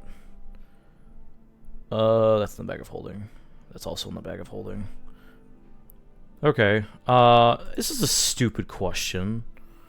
But Look, the only stupid question that I believe exists is the sky blue, and can I eat that? Yeah, you can. You can eat anything. Most things one time. True. More so it's about the alchemy jug. Because it's a liquid thing, but it can also make mayo. So, could I ask the alchemy jug? Which is kind of a liquid? Which leads me to my question, can the alchemy jug make whipped cream? Yes, because it starts off as a liquid. I'll have to say that you'll have to have it create heavy cream and shake it to make it whipped cream. Taliesin doesn't know shit and or fuck about baking, so he's just gonna look at Alira. Alira, I'm not really the baker. How exactly do you make whipped cream? Now that's a stupid question. I think she just gets a grin. Well, you take heavy cream. It's better if it's chilled somewhat. And then you take, and she rummages into her pack, one of these. She pulls out a whisk. And then you stir it up a lot. And over time, the consistency will change, and you might add a bit of sugar or other flavor. It's really a blank canvas at that point. How long would you say it would take with your whisk to make, if I just, shook something with the cream inside, how long do you think that would approximately take to make the cream actually whipped? 5 minutes? Maybe less? He looks at his guns. Yeah, I'd say a few minutes, but you're probably better off using this tool than shaking it. That's actually how you make butter. Really? Huh. Good to know. And he will pull out the alchemy jug and tap it and say, chilled heavy cream. Fills up with chilled heavy cream. And he'll turn to Alira. Do you have a container I can pour this in? She rummages through her pack again and pulls out a good-sized bowl. Perfect. And he'll pour the cream in the bowl.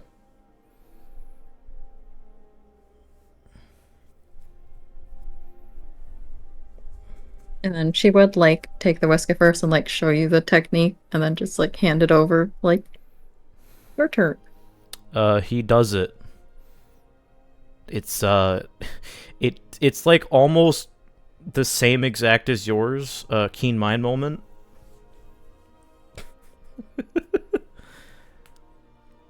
She's just, nodding in approval, you're doing it!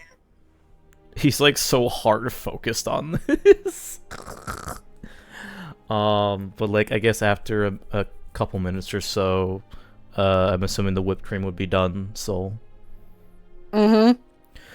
Right, so I have a thought. Your arm is like Jell-O now. I've had to make whipped cream by hand with a whisk. It's... You can see why she has a +2 to her strength. It's literally only from baking. It's all in that one arm. It's all in her dominant arm. So unbalanced. Her dominant arm is buff. Hey, guess who also has a +2 in strength? Smiles. Yeah, but yours is spread evenly. Hers is all in one arm from baking. Hey! He shakes his arm out. It's like, God, I can't imagine how long that takes for you to do multiple times a day. Anyway. Yeah, you usually do it about 6 to 8 times a day. It doesn't last very long. You now own a bakery too, so... He will walk over towards Caldron. And I'm assuming this man usually does the splayed out man spreading sleeping on a bed style sleeping. Yeah, the and then just everything is out. He's got that dad snore. Are you going to do that one scene, Chris Evans, when he was really young in that one movie where it's like whipped cream on his boobs and dong with the cherries? No, I'm going to do a very classic prank that is very military-styled prank. Oh, I know what prank. Yeah, so Taliesin is going to show Farron and Alira, and he's just going to take a small spoon that he has in his bag and just start putting it in Caldron's palm until it's like a very nice glop of whipped cream in Caldron's palm. And as he's doing this, he's whispering, "So, we used to do this to the recruits back in the day. Even had it happen to me, and it was a good time. But just when one of the good recruits, we like to fuck with him a little bit. And just simply call this cream face." And he will, after it's like a nice, very, very nice amount in Caldron's palm, he's going to walk over to Caldron and take the remaining feather that he has from Tigrath from his bag, and he is going to rub it across Caldron's face, specifically right by his nose. It's like, oh my god. Caldron's like nose scrunches up, and then he smacks himself in the face with cream, and fucking wakes up. Seeing You that are it now covered in whipped cream. seeing that it worked perfectly, Taliesin is laughing his ass off. Should I make him roll an attack against himself? I mean, it would be 1 damage. Just And the attack is at disadvantage because he's unconscious, but he's also attacking somebody who's unconscious, so... he's unconscious and prone, so it would be normal. Oh, okay, yeah.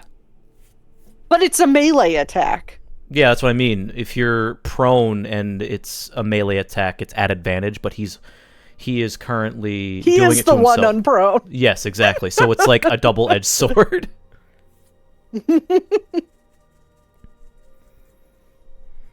When you think too deeply on mechanics.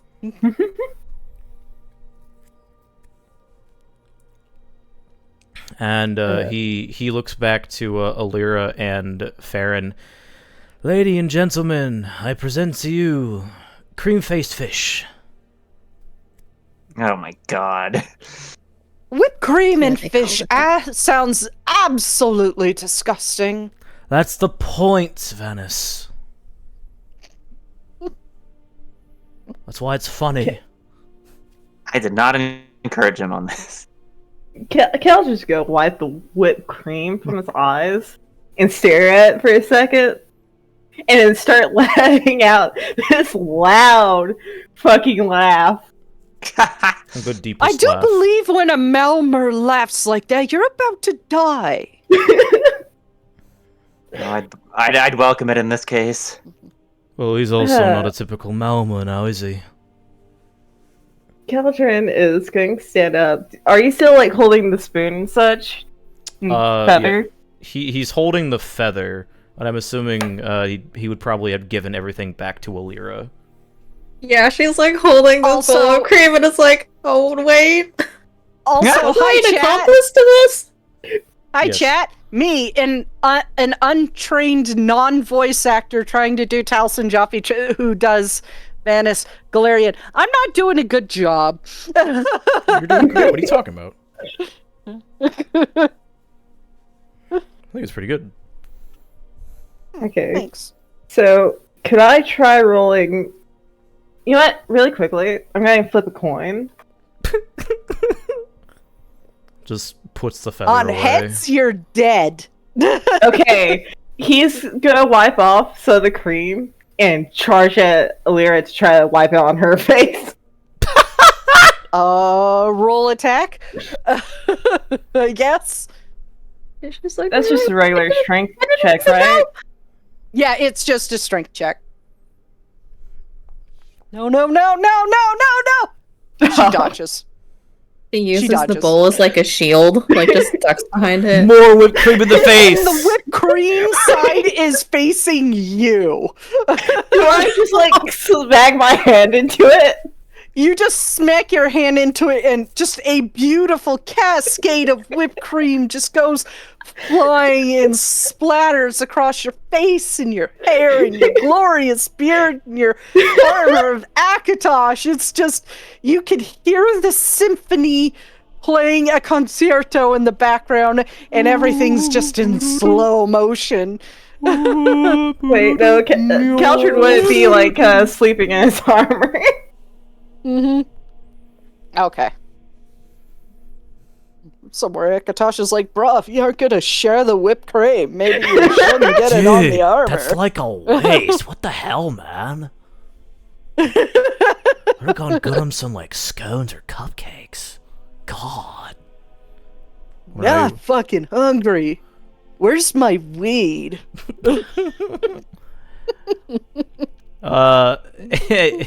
He seems to nod positively towards Alira. Nice dodge. Good to know that Caldron is waking up like he normally does, covered in white. Oh, good lord. This is why we're an adult stream, chat. Fucking okay, Caltrin can't move anymore. He's fucking belly laughing. Caltrin, this is a Lost familiar massage. feeling, except this time it's whipped cream. They're both white. It works. One is just sweeter. Yeah.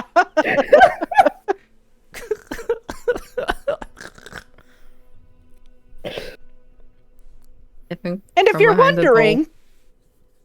wondering, why is the asexual DM making such crude jokes and saying such things about, like, hot characters? You find cars good looking doesn't mean you wanna fuck them. True. True. An aesthetic life. Larry's just Some still people actually do stuck want to behind. cars. Let's not delve let's that not far. put that guy on the obsession show, please. He doesn't need any more attention. I don't think we need to go to Rule 34, thanks. No. So, Larry's just stuck behind the bowl and is like pointing at Taliesin, like, Yeah, point. he said it was something they do in the military? Oh, says Caltrin.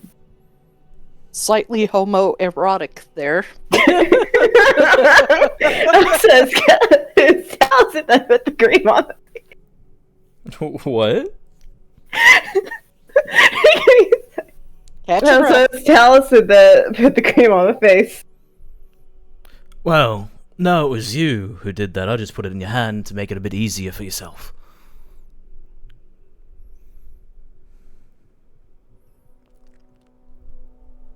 Smile. I'm gonna chug some of the whipped cream at Taliesin. Roll attack.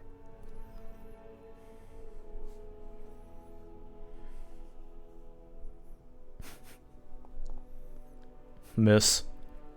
Yeah. He dodges. You're still sleepy. It's a little hard to see him with whipped cream in your eyeball.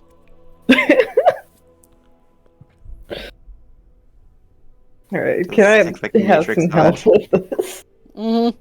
Got this. He will, seeing that Caldron is laughing and taking the joke well, Taliesin, after he dodges the attack, which I'm assuming would probably hit Thribby, Yeah, hits Thribby. He just wipes it out his beard and eats it. Goes, that tastes good. he will walk over to Caldron and just gently cast Prestidigitation over him. Alright, enough fun and games. And just cleans him off. Says the main cause of the fun and games. I'm Alright, no more fun and games now that I'm the target. I'm taking responsibility, aren't I? I'm cleaning him off. Uh-huh. Considering the responsibility was yours to begin with. That's the... I'm gonna put whipped cream in your face, Farron. Watch. You better watch out. Roll attack. He's not doing it. He's just saying that as a threat. I guess I'll have to sleep with one eye open forever now. Insert innuendo here.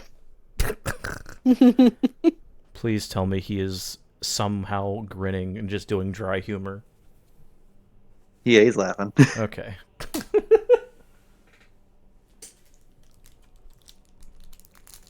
Forever. Ooh. Ooh. With that little innuendo-laden whipped cream fight, I need a brief break to go pee. Understandable. I am a human, even though you cannot see our faces. Yes, so, in that regard, we will be back in a few minutes. Until then. Welcome back, Elder Rolls. That's us. Whipped cream. Oh my god, hi!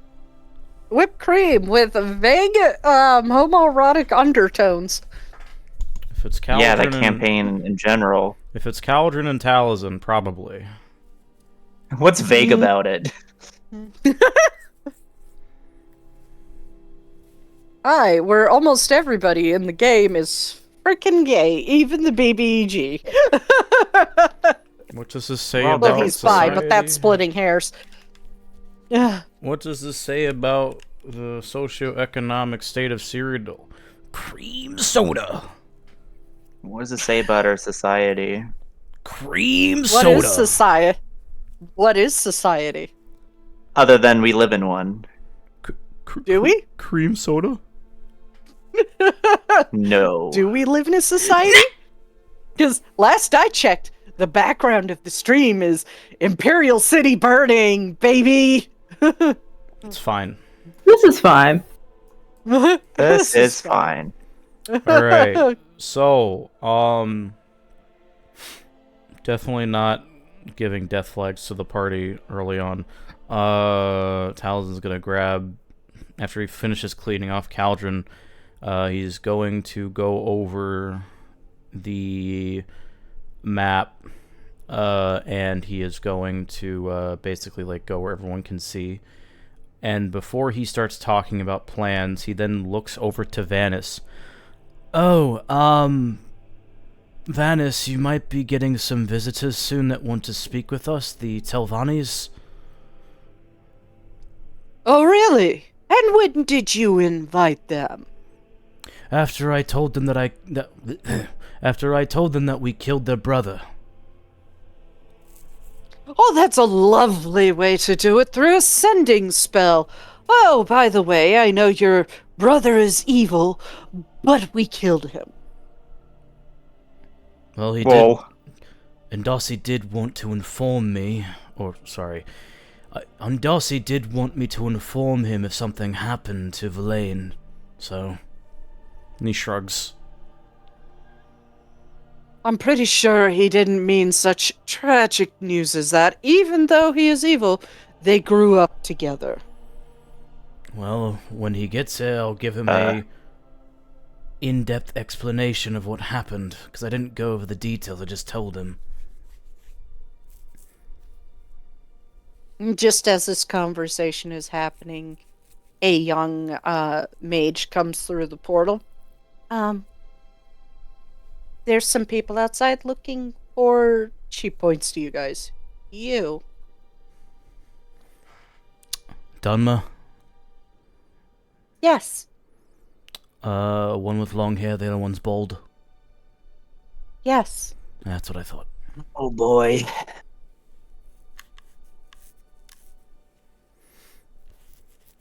And she walks back through to go back to her duties. Oh, perfect timing. Well, I suppose you better go talk to him and make it good. Nobody likes to hear that information. I mean, I'd be remiss to be a bit upset if Manamarco died despite all he's done. And we Well, will... For you, Granted, he he can't. can't now. He grimaces a bit. And I would have told you if that happened regardless, because you deserve to know. And then Hopefully not through a sending spell. as he keeps getting chastised, he frowns and he looks towards Alira. And There's Farron. just replaying when she just shouted at Aaron, "By the way, you're pregnant." And it's just Mages, man. she just has 1,000-yard stare. No offense. Oh shit! Looks Funny to- part about that was Aaron already fucking knew. Looks to Alira and then looks back to Farron and then the rest of the party. I can do this by myself and probably get bitch slapped by one of the Telvannis or both, or I can hopefully I'm not. willing to put money on Neloth. Thank you for your insight and input, Master Galarian. It's very warranted. Nah, I'm You're welcome. not letting you visit those sickos alone. Well, Let's you go better go too. talk to him. Goodbye. I tried to mimic that goodbye from the game. He is going to. Oh man, I don't. What would even like a? Oh, what's it called? Damage control. Like I guess persuasion.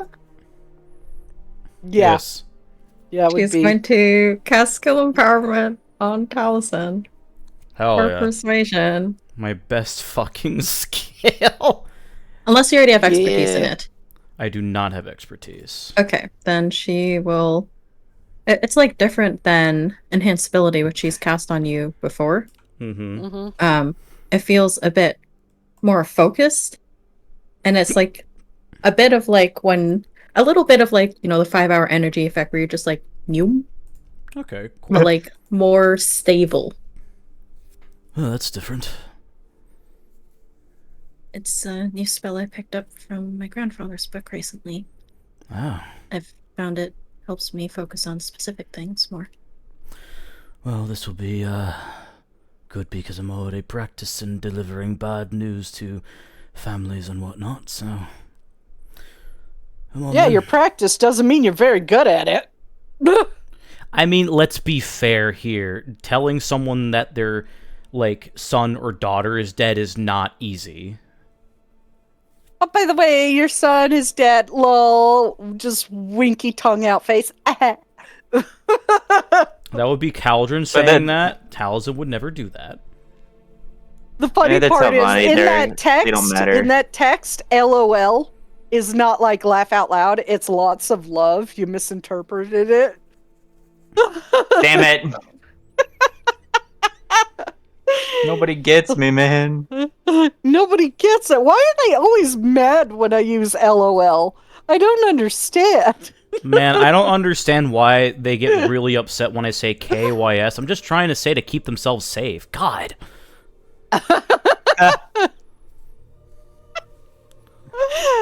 Anyway, with what I'm assuming is majority of the party, if not all of them, portal time goes through. And considering every time Verlaine is brought up, Taliesin does not look happy talking about him. Like, there was never one point in time whenever they talked about Verlaine he was happy. Yeah, I don't blame you. What's to be It's like, happy man, about? yeah. So, like, he has a very sorrowful look. As if, it's like, man, this could have been prevented, but, shit happens. Yeah, you see him standing over by a water feature away from some of the other mages. He, approaches with his hands behind his back, holding a very stoic but still very sorrowful look. Pretty much as you would expect, like, if you had, like, a military officer knock on your door to tell you. And he walks up to Endasi. Master Telvanni. Neloth just looks at you, looks you up and down. Any other information important information that would, cause upset through a sending spell? Because we could walk away and you could just do that. He didn't physically slap, but he verbally slapped. Anything that you would wish to talk about in private, we can talk about in private. since that's what the sending spell does, from what I'm aware. Well, that may be true. He was still my brother. Of course. We grew up together. Taliesin will recount what they saw in Zanby Village, and recount in detail, because keen mind, exactly what he saw in Villain trying to do. And when he says this, like the bit about, he stops himself before he talks about the man trying to kill a child, and he grimaces. It's like, this part you're not going to like, Master Telvanni.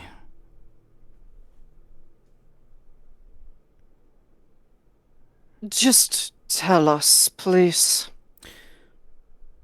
When he was walking past Farron and I to continue his plans for Manamarco, we had passed by a Lil Moffat child, and he has been there for several days, so he knew the layout of Zanby Village quite well. Very well, in fact. He knew the child was there, and with a great presumption, he had pulled out his dagger and tried to kill the child. When I stopped him, there wasn't a Mer there anymore. He was someone different. Even when we found him back in Vardenfell, something had changed or snapped. It's hard to explain.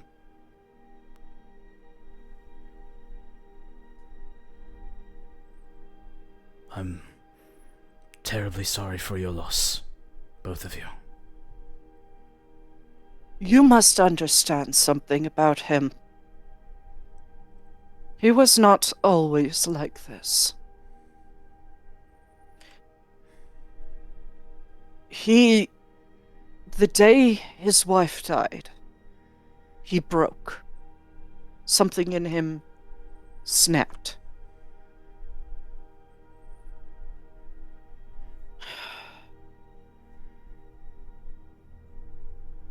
And that wasn't the first time. He killed his own daughters.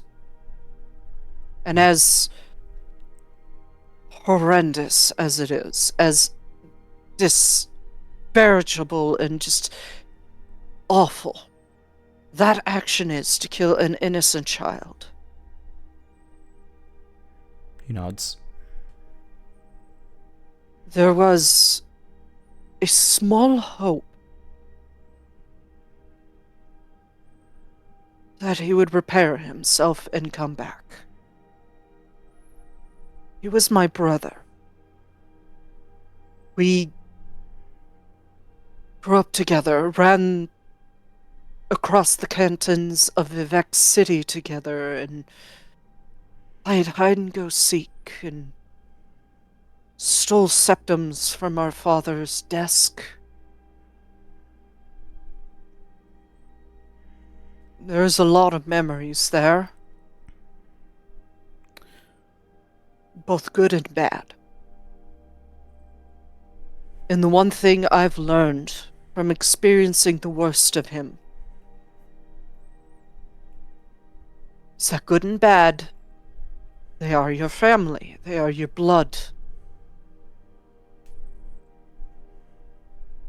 He was there in the beginning for me.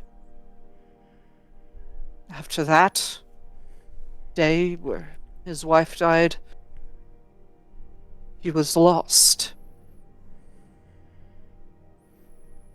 I had hoped some piece of him still existed.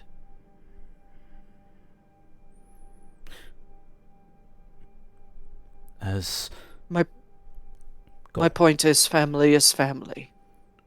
He solemnly nods. As someone who has a brother and had to be the one to kill the one I saw as a father, I understand.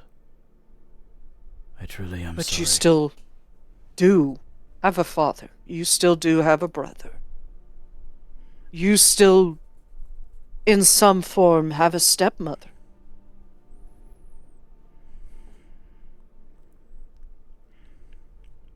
You remember when you went to the ruins of Vivek City with Nella? Of course. What you saw there?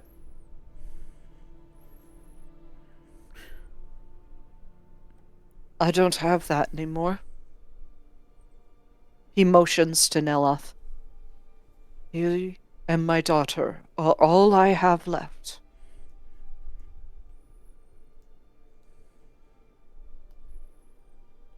Because in an ironic and cruel twist of fate, my wife too died when my child was very young. Except it only broke me temporarily. I was able to piece myself back together for my daughter. That I do believe I slapped you. Yes, Uncle, you did.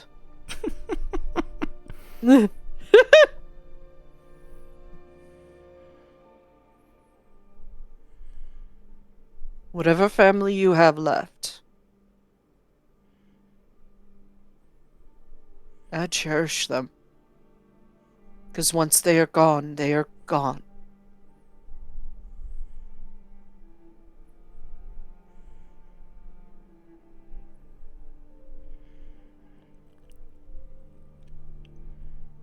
Is that guilt seeping in? No. Lol, your brother's dad.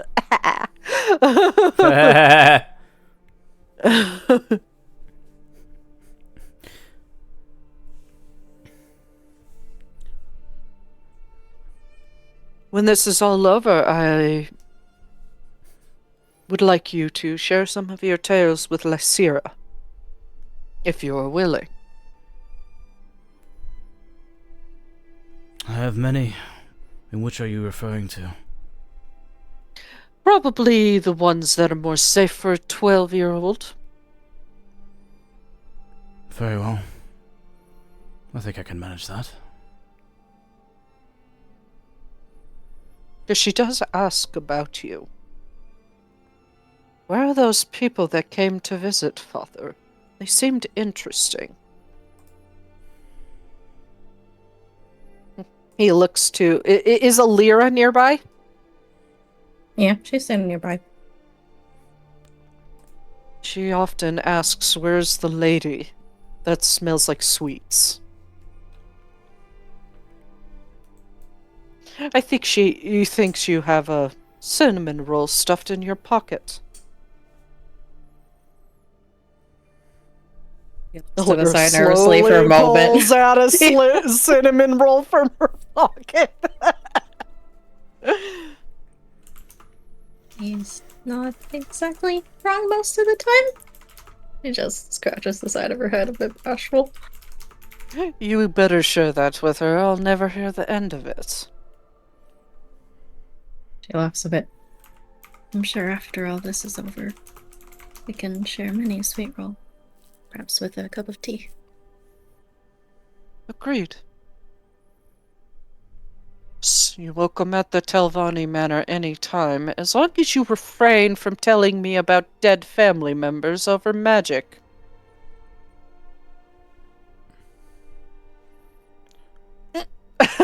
He just stares at Endasi. Well, I'm just glad that the sending stone is between you and I, and not the entire manor. I was closing my blinds while sitting here talking. My cat's looking out the window. And as I'm dropping the blinds down, his head slowly goes with it. Just keep looking out.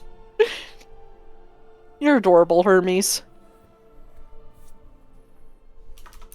Anyways, sorry. I had to share that. That was funny. His head just slowly going down, just like, wait.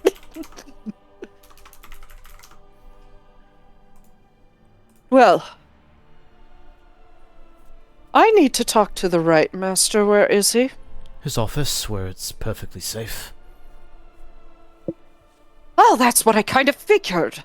We all know who the right master is, and they always think ahead now, don't they? Let's go talk to him. I'm sure he'll be very pleased to talk to me, a equal. Niloth just walks off. It's like, God fucking damn it.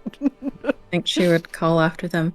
If you have a moment after, there was a message we left with a member of House Veteran.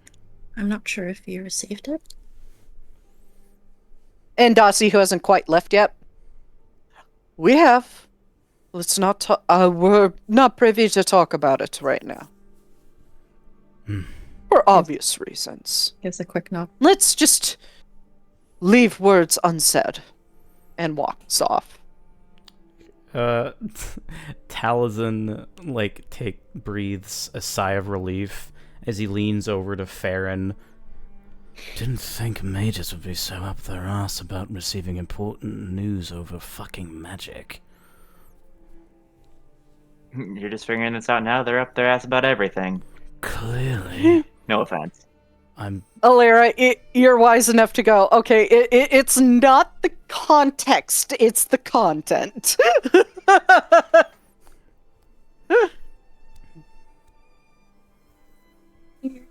Alira, you get it. It's like, not receiving news of a dead family member not face-to-face is cringe.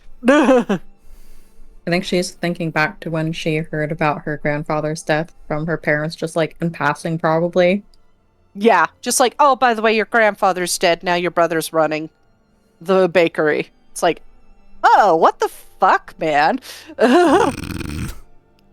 She just scratches the side of her head. I think it might just be they were closer than we'd imagined. It's hard to think that used to be someone else before. A man who would do all of, well, you know. It's unfortunately something that I thought of for the longest time, fighting the anchorites. Maybe not Davthin or Silenir, but the other three. I mean, shit, I saw his memories after all. All that malice behind his father.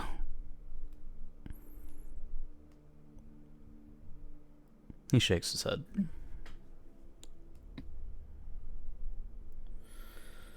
I don't think anyone's born on the path of evil inherently. No. It's just these Even the things that tell. happen.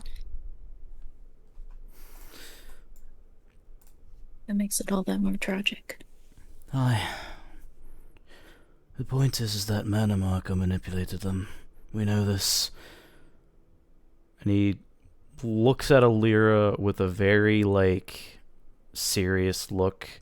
I think it's kind of obvious that when he says Mana Marco and manipulation, he, briefly glances at Glarior for a moment.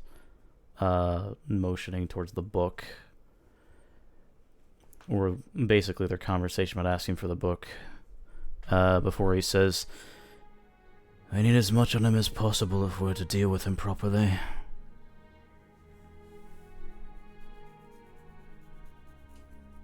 I think she gives a small sigh. It's clearly been on her mind. Hermes, you can lay on my desk, but you're on my yarn. Thank you. Oh, Agree. Just my need poor to- mom would agree with you on that inconvenience. Just need to find the right moment. He nods. Speaking of right moments, I think we should, continue with what we were doing. Let's just find a side room here.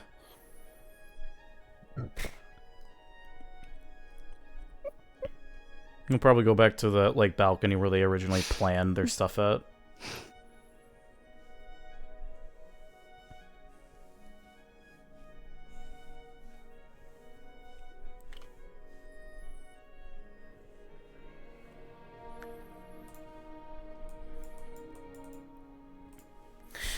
So, Lyra and I were discussing a couple things this morning, getting a couple things done, and we have come to the conclusion that before we go to Imperial City, aside from having to inform Amphileus of what we're doing because he's overseeing that assault, I think it would be wise that we are at our full strength before we deal with the rest of what's going on. And he rolls open the map of the Arborus and motions towards the two locations that are far away from towers. Caldron, you have a task from Akatosh to go to a temple and complete a trial. It is probably the best option that you have to gain his favor and become his true champion. We could go there, go to the Alakia first, and then he motions around towards where the border of the mountain is. We can start here first, or get that done right after yours. And that is to return the skeleton key to Nocturnal within the Ebonmere. He briefly glances at Glarior. As much as I would think it be wise to also get your thing done as well, the issue is that it's too close to the tower, and I don't want to encounter an anchorite when we're not ready. At least most of us then that way. Sorry. Work. There's a random dog walks by. Yeah, there's Very a whoopy dog dog. on Arteum. My cat must have accidentally hit the keyboard and turned off noise suppression. Mood. Thank you, Hermes. Boop. Now he's laying Thanks. over the warm spot above my tower. He knows what he did. He knows what he did. So, of course, the third option is instead of traveling the direct route, we could have one of the people that knows how to bloody well teleport with us, and after we're done with our tasks, we can transfer over directly to the next one.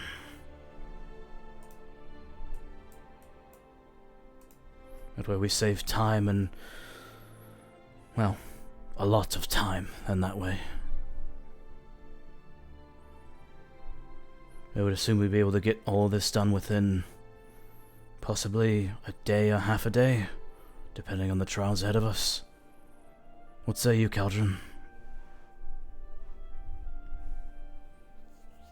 Sounds like a pretty good plan. I don't see anything wrong with it.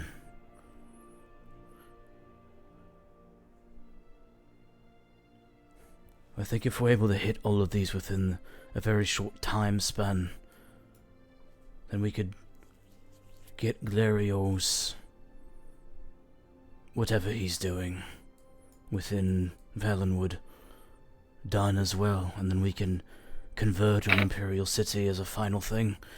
Possibly draw out one of the anchorites as well. But that time we'll actually be prepared. Ready for it.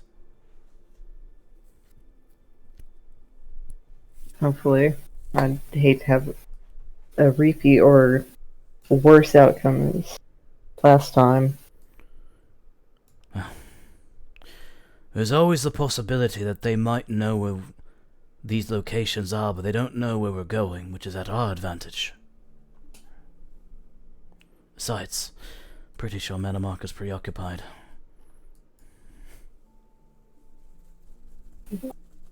Oh my god. Oh my god, he's actually here. Hermit crab.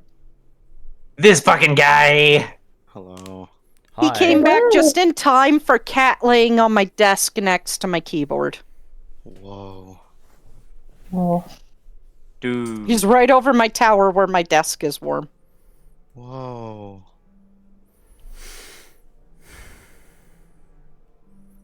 Oh, you were purring, buddy. We were just in the midst of planning our next move. The DM told us that there would be no combat specifically at my quest thing, and third open options up. There's also, well, technically no, there is a combat for Glarior, but it's specifically for Glarior, and I haven't finished the map yet because Dungeon Draft is doing the thing again. Real. Where it likes to freeze. But No. To quickly summarize what you missed, because we're in the planning phase right now. Oh god, don't tell me out loud. You know I can't process this. Okay. We're gonna Can tell you someone- out loud. I'll type it Please to him. don't. Can someone, like, send me a Cliff Notes? Please, I can't process anything right now. I am typing it to you. Okay. You better be. I just spent the last 5 hours in a restaurant and then a bar. Woof. Would you like a cute kitty cat in these trying times? Welcome back, Elder Rolls. DM's back for now. Yeah. My internet's being crappy. Anyways, let's continue. So he had just finished telling Glarior, which is why I said that last bit to you, Nox, because A, you just entered, and B, that is literally the last thing he just said. That it would not be wise to go there just because the tower's there.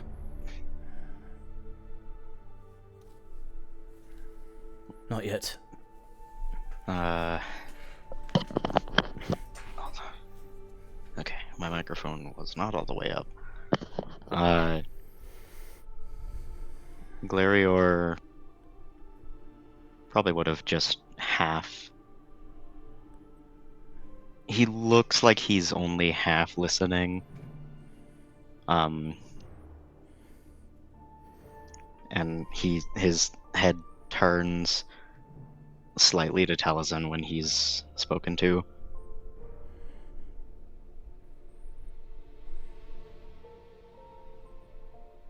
That's fine. He nods as he glances back to the map. Very well. So then, at this point, it doesn't really matter where we go to first. We just need someone like Feldrin to aid us, so we can move around quickly. If we can't move around quickly, that's where we would need to decide to go first.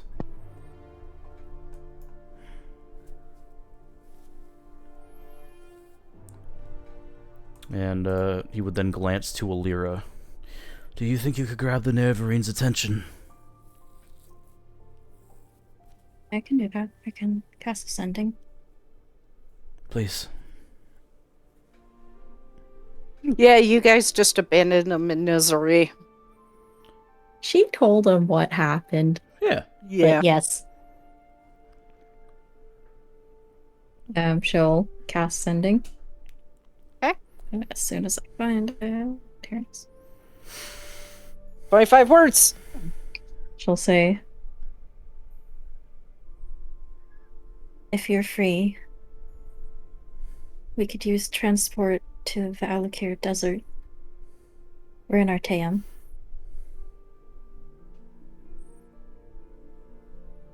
Also, the Tilvanis are here. That's important. Yeah, like that was like there was like a pause, but then no, she was like, Yes. "Oh, I better say that." You have 6 more letters. I mean words. Okay, I think that will do it.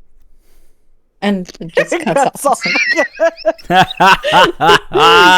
It had like turned to talk to Taliesin at that point. He gives a thumbs up with an eyebrow raise. What? Oh, oh. You'd think I'd get better at that.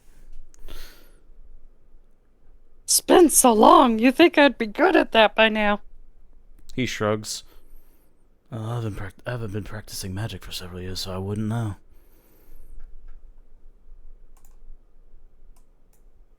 It was more my brother's thing. He caught onto this spell, I think, the day that they were taught it. You'll get it soon enough, I'm sure. If I'm lucky, perhaps. But he should... Wait, he hasn't responded yet. Hopefully No, he he's hasn't.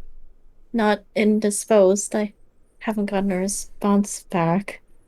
She's like realizing in this moment that he hasn't responded. Yeah, it's like a long 30 seconds. All right. God, he's so real. I don't know that. what's more of a menace. High and drunk Feldrin or sober Feldrin? Sober and Wow. angry. No, he's sober and jokey. You can just see a vein pop on the side of her head. Taliesin smirks. He fucked with you again, didn't he?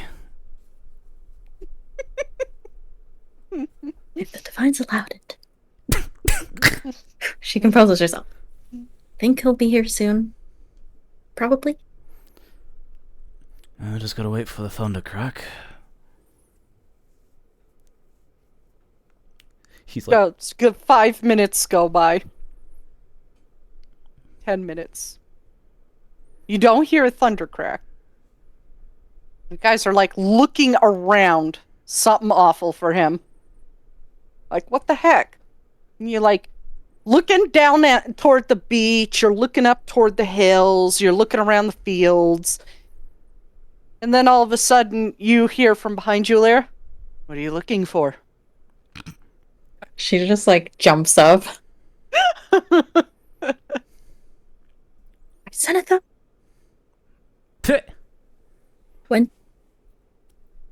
when did you get here? I teleported into the tower for more effect.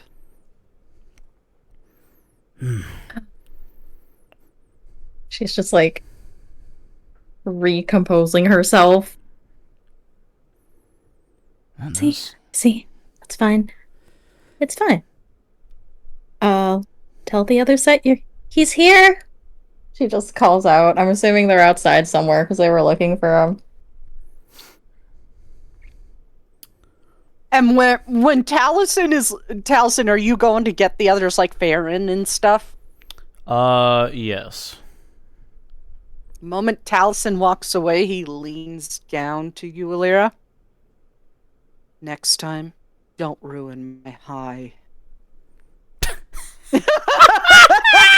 Oh my gosh. He's so fucking petty. I love him.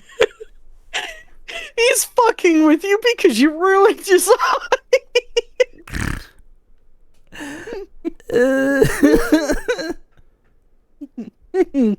She just mutters under her breath.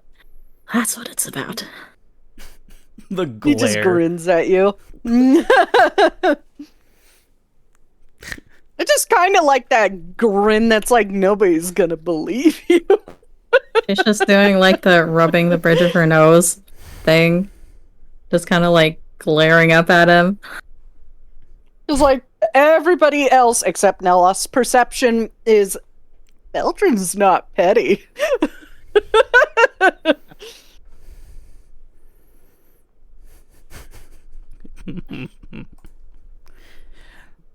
Eventually everybody else walks back up. Wow, that was fast. I'm very proficient. You can tell he is currently sober. Right, well, Phew, well, Taliesin takes the time to re-explain the plan to Feldrin so he knows what we're doing. Alright, where are we going first? I believe it's beneficial to do Cauldron's thing first for Akatosh, considering that the vestiges seem to have a bigger impact on the anchorites. So... That is true. From what I understand, they do. At least that's what Azura has told me. He's back to the straight face. Like, no smirk, no smile, nothing. Straight, serious face, so none of you have any clue what he said to Alira.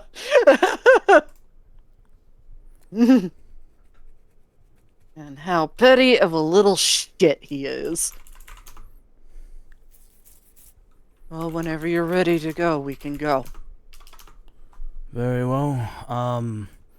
Oh yes, since I apparently messed this up and I'm not a mage, so I don't understand, Verlaine's dead. About damn time. Fucking hated that guy. Well, don't say that to Darcy. Oh, he knows how I feel about him. I've talked about it for hundreds of years. Very well. I always hated him. Even when he was a kid. He's like the only child I wanted to actually kick.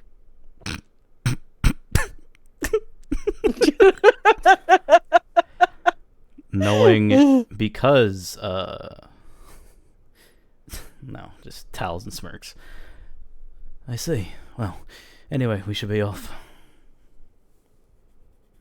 Yes, we should. Gather around. And can you point on a map exactly where we're going so I know what I'm aiming for? Less likely to make us appear inside of a mountain. He takes out the... Well, he already has the map of the Arbors out, and he points to the exact ruins that are shown on it.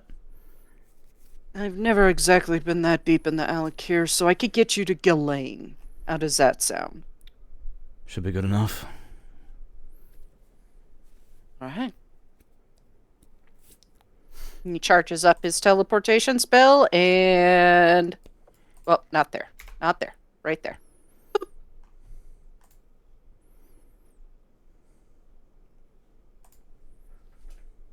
And you find yourself in the middle of a city.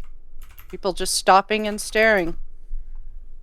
As the loud thunderous crack happens, and 7 people appear out of thin air.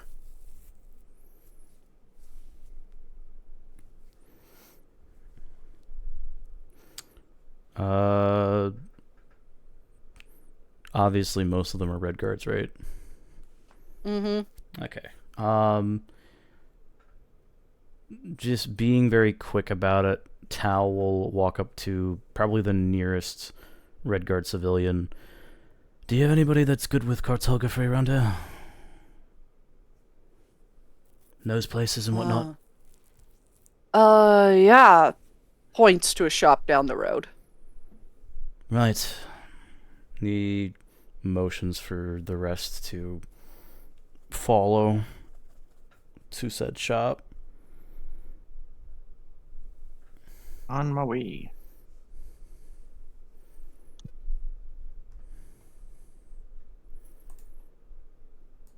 You gotta be kidding me. Well, nope, this is fine. I can handle this. I'm just pissed off again. Whoa, what happened? Because the map erased in the...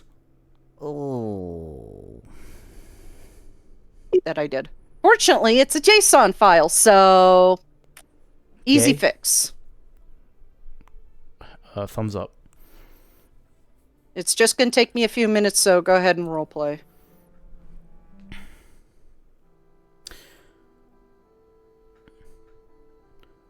How long did it exactly take you to get here, Feldrum? Here? No. Or Tarteum? I'll tell you. It took a bit longer than usual.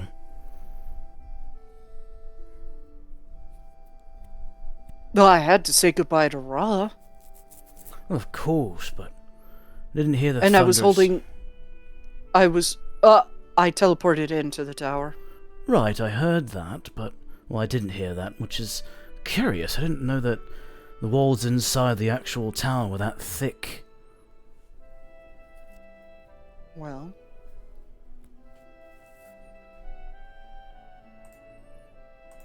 There's a teleportation room, which they obviously dampen the sound because people are studying. Makes sense.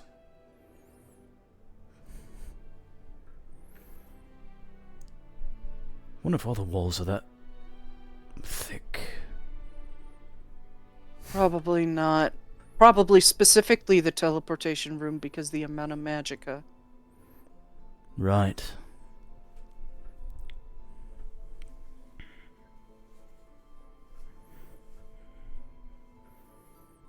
Anyways.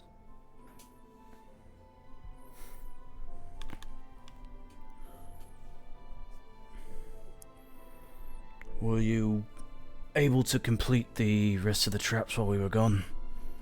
Oh, yes, of course. You able to get everything done? Get the orb? Aye, we got all of them now.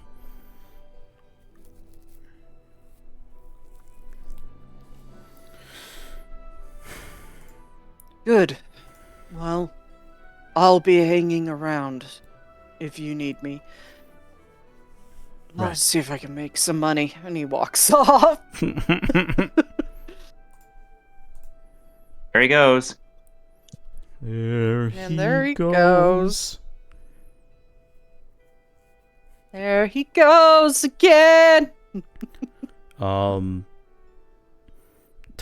will then sidestep, continue walking towards the shop and lean towards Farron and look down as he like wraps an arm around his shoulder. So, considering we're close to the end, did you actually have any plans after? We never did talk about that.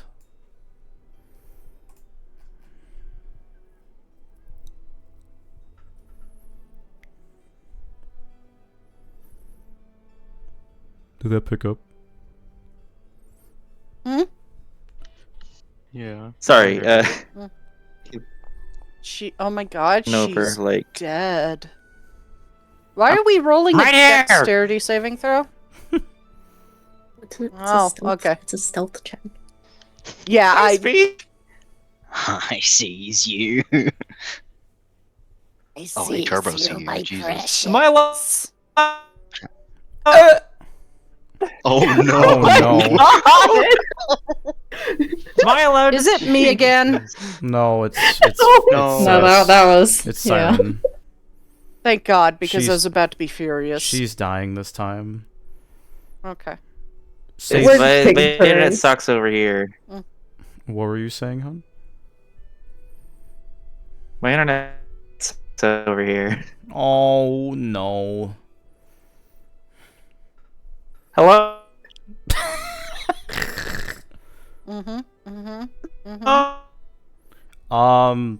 I will defer the scene over to Alir and Glarior in the time being. Yeah, you two go at it while Oh, Farron continues to fade in and out of existence. You are literally zero summing. It's that bad.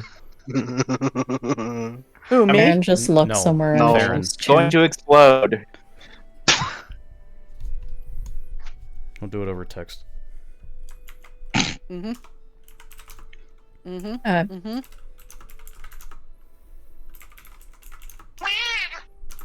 Me.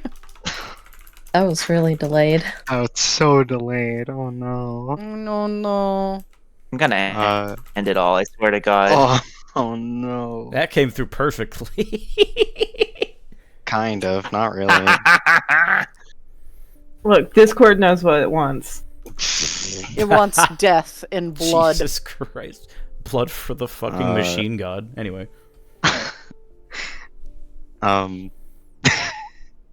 As soon as, like, Alira starts to follow Glarior more than a few feet away, he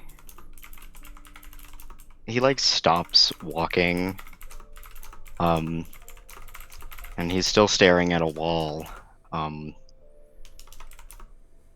but his head turns slightly towards her. You're following me. She's just peeking out from like an alleyway, standing over a barrel that's like less than half her height.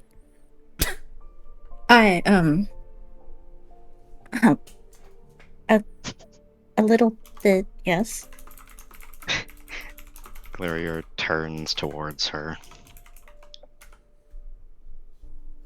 know the way your feet scuffle when you move. Why are you following me? He just grips her arm. Well, it looked like something was on your mind this morning.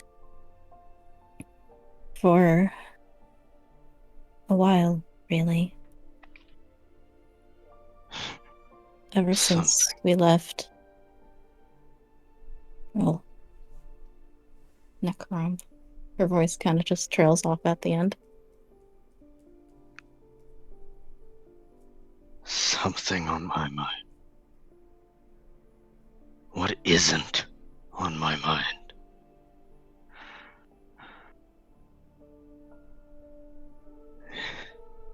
It's all different.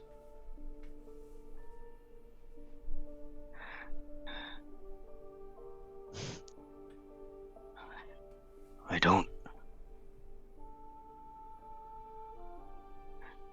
It's different. Okay. It's wrong. It's fixed. Yay. I'm not leaving this page just in case it vanishes again.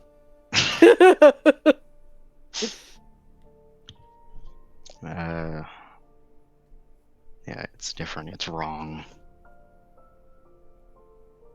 I don't know what this feeling is.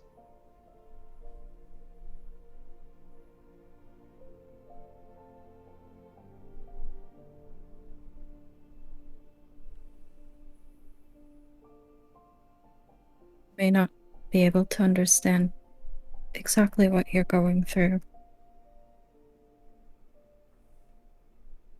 But you're not walking this journey alone. Whether you know it or not, there are those of us in the party who really do care about you. But we can only help you so much as you let us see.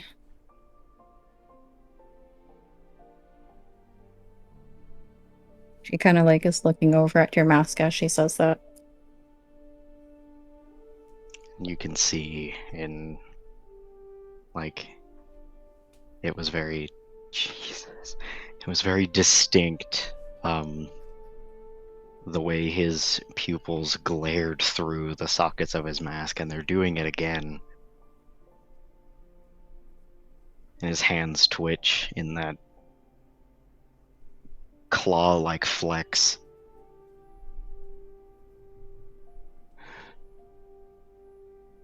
Do you think that it's easy? Why is everyone talking to me like it's easy? As if everything I've known hasn't just changed in a matter of days. You say you're with me. The caretaker told me he was with me. As does Caldron. And he pushes the mask up, but not completely off of his head. His face is visible.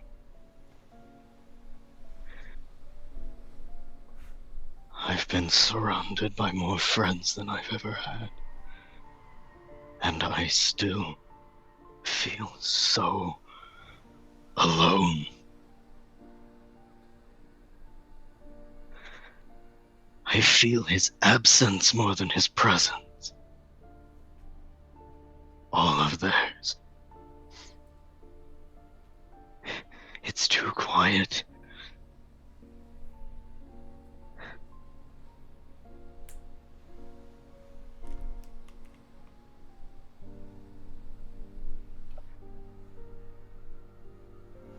He sighs deeply.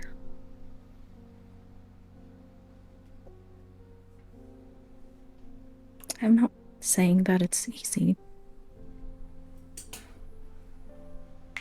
Building an rebuilding oneself is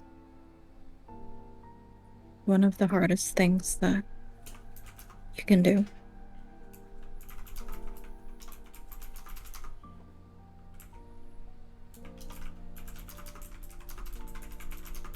None of us can give back what Mora once meant to you. And frankly, I don't think that's a good idea.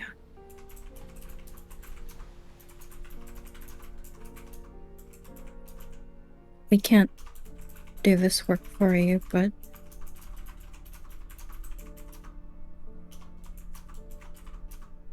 we can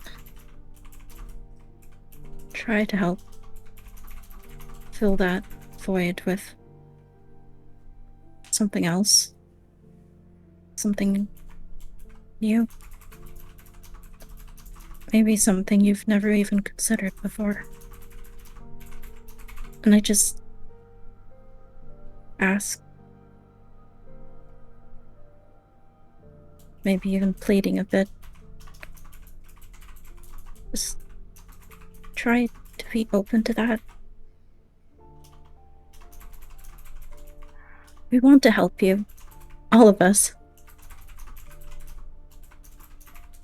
Even Talzin in his own way. Are you sure? It doesn't seem like it. I don't think he cares for me at all.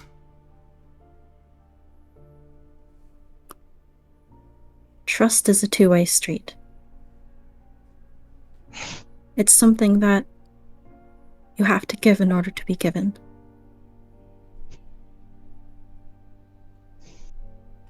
And frankly,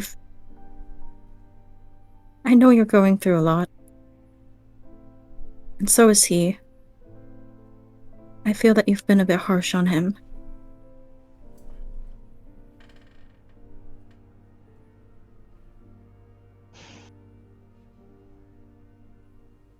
But I think that perhaps in your shared pain, maybe you can find some common ground with him.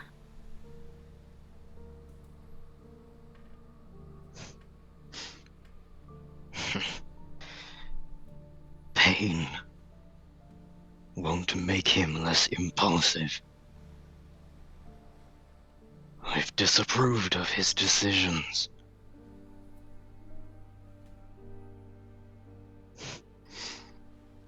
And I have been vocal about it.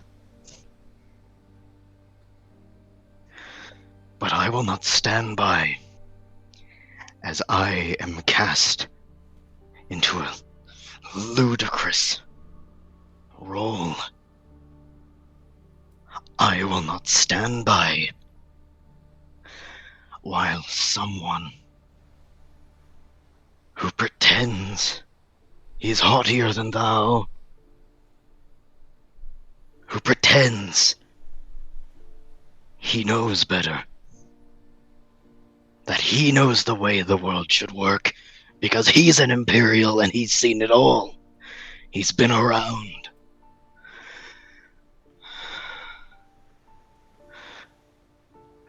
And be there. Then let us discuss this as a party. You have these notions of him, but if you keep sulking around, keeping a distance, how will you know the whole story? Maybe I don't want to know. Maybe I don't want it. Maybe I don't want to know anymore. Maybe this story is one that I step away from, that I shut the book for once in my life.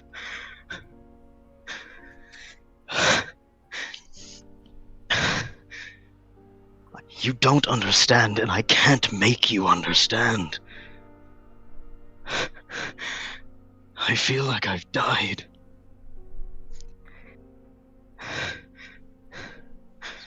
It's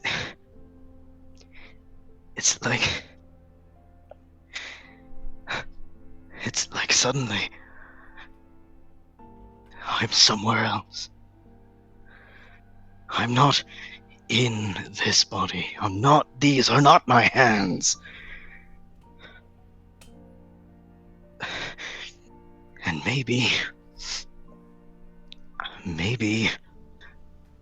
I'm trying to protect you. Because I do care.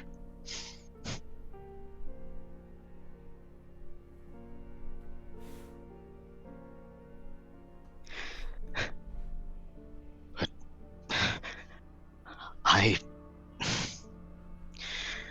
there's one thing on this world, on all the worlds, that I can't save you from if I'm right next to you. Me.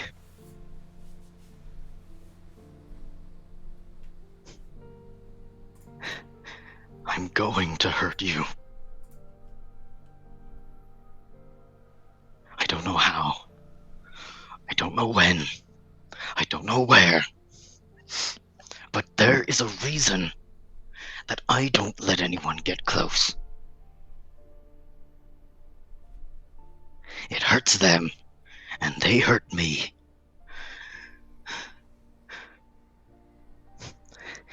So maybe it's better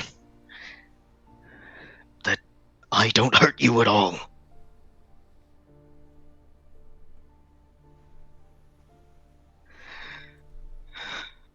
I can't take any more pain.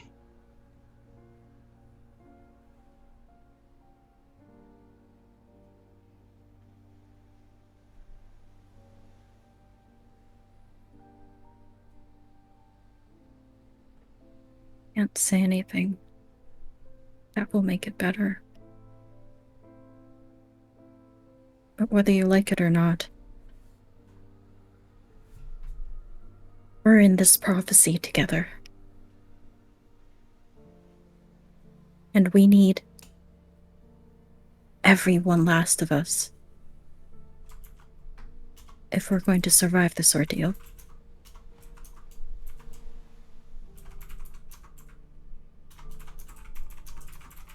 So if you think you're protecting us from yourself,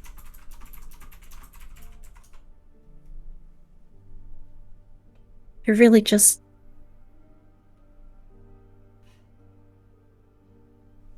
Metamarco's going to win if we're not all in this. We need you to be here just as much as you think you need to keep us away.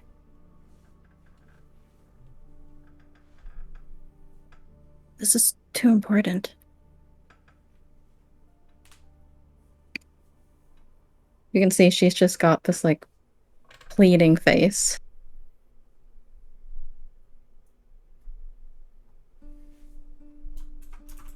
Glaria's eyes, like, stay locked onto hers.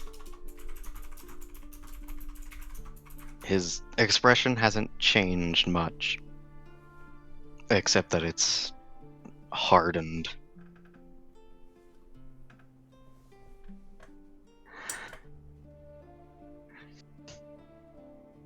We all have our struggles. But quite frankly, we all don't have a choice. She's just laughing dryly a bit. That's what it is to be prophesied. And if you want our deaths on your conscience, then stay away.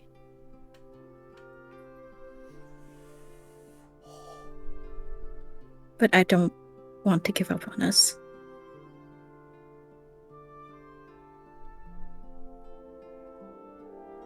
So I ask that you please just give the other path a try. Try to see something that may not seem possible or visible right now. I know that's asking the impossible, but it's what we need.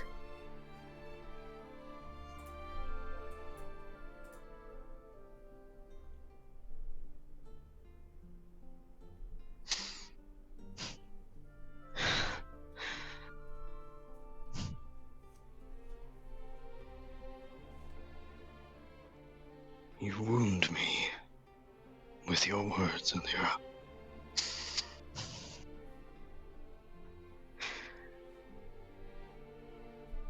But if there's one thing I've learned, digging through Apocrypha's libraries, is that the truth will hurt you gravely.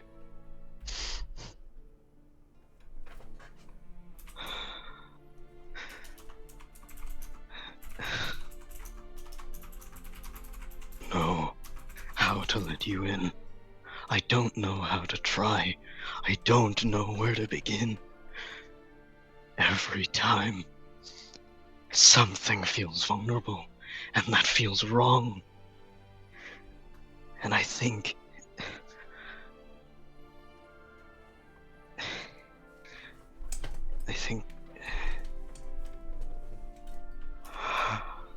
And don't take it in all at once.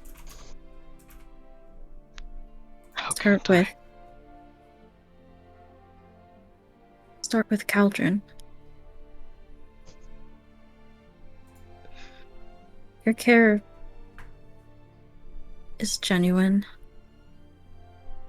We're here to help him.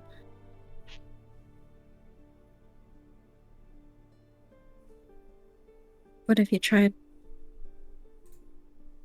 opening up to him?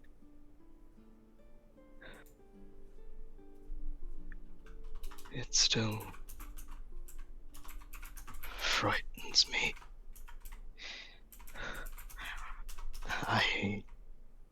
I feel the eyes on the back of my neck that are not there. The watching, the waiting, the disapproving. I did not think that I would care so much what a dead man thinks of me. And every time I close my eyes, or I seek the power that was latent within me, within my family, I see him again. And my hand on the knife in his eye. Again, again, and again.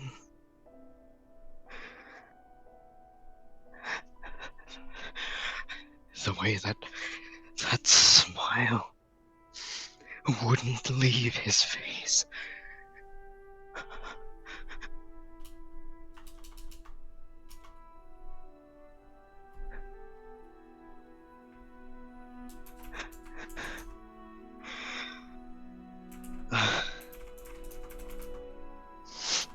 It's true that those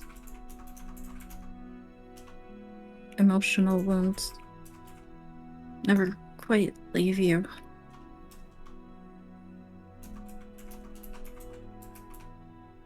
But the biggest way that you can fight them, fight him, is to live a good life.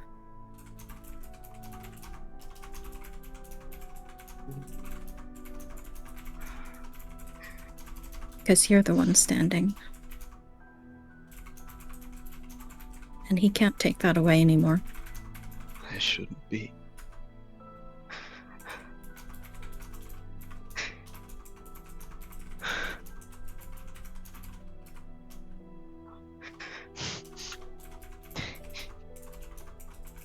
I did love him, Alira. I thought the anger, the fear, the dread would cover it up forever. And now that he's gone, now that Mora is gone, now that that the whispers are gone. It is so empty in my head. In my skull, I don't even know if I'm still in there. I could walk within my head for 100 days and 100 nights, and I would still be nowhere.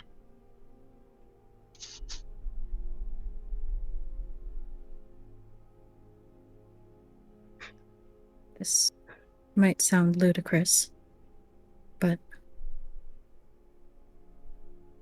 there's one other in this party who's...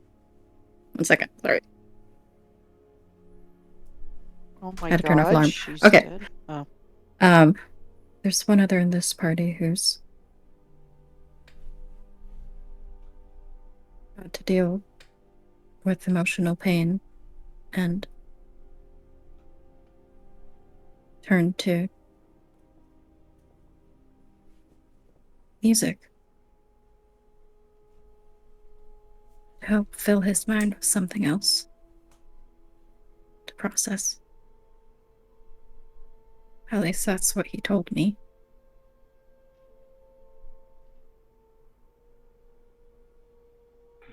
If you're looking for something else to fill the void, it may be worth talking to him to see if that's something that could help you. Having some release, something to pour your emotions into, and not hold it inside yourself. It festers if it's left there. For me, that's baking. But for you, maybe you can find something else. And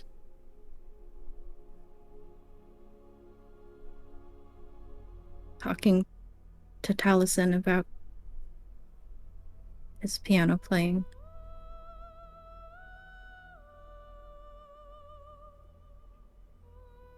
Maybe there's something that you could learn there.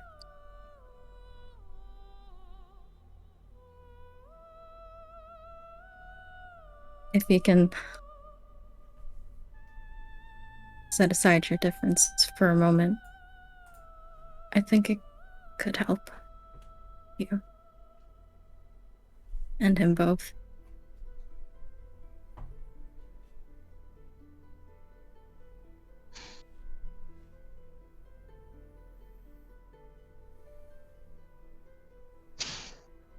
Or you could do what green-haired lady does and crochet. You just glance over at the corner of the alley. There's this green-haired lady there. You just see her staring into your soul while actively making a sweater. She's the real 1,000-yard stare.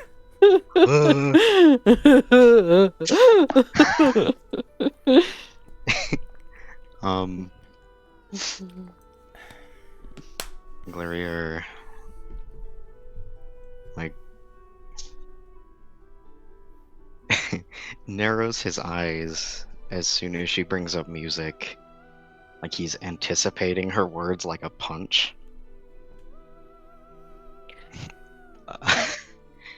And then he gives a sneer and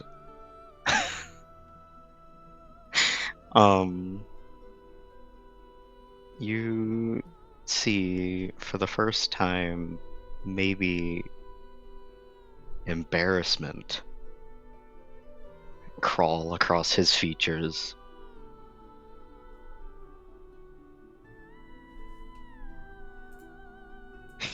He suddenly looks a little uncomfortable and out of place.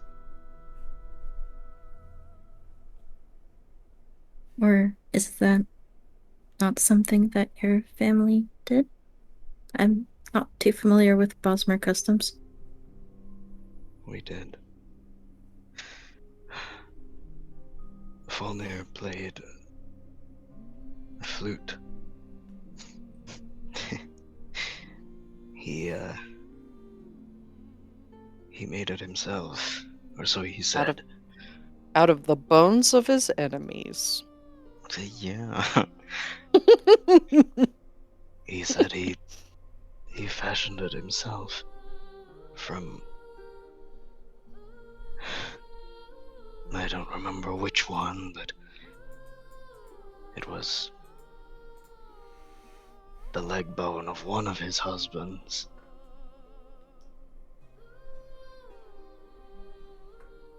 He taught me. I was gonna suggest, like, he got fed up with a golly talking one time, killed her, and made a flute out of her. Jesus Christ.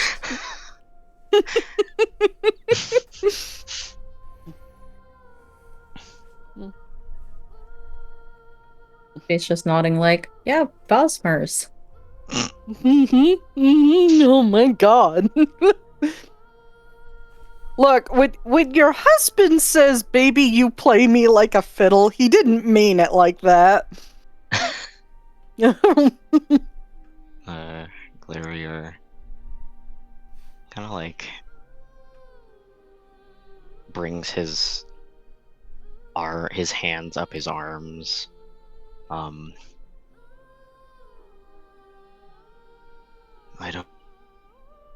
do not have one. But I did learn from him. I was 11, maybe. Desperate for something to remind me of home. I lost it when we crossed the mountains of Skyrim.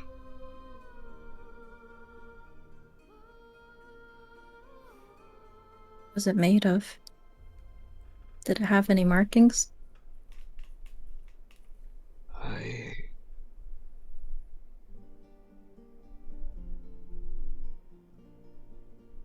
I can't quite recall.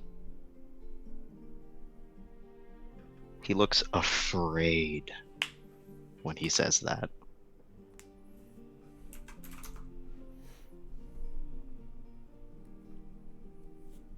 I don't remember.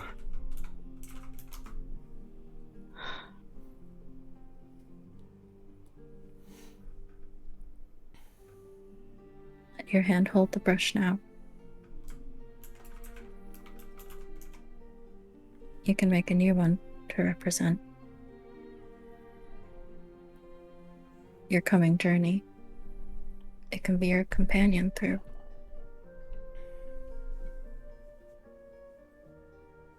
your trying times.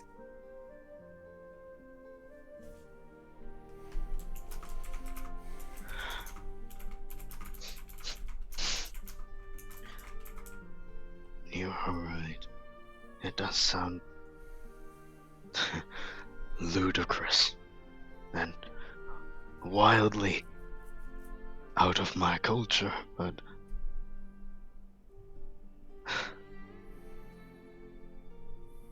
I suppose that's not far off from the rest of me.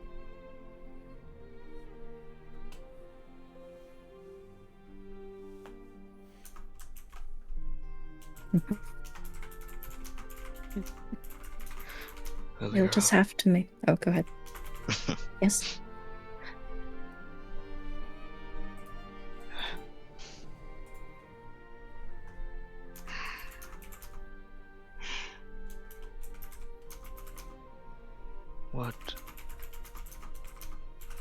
What do you think of me?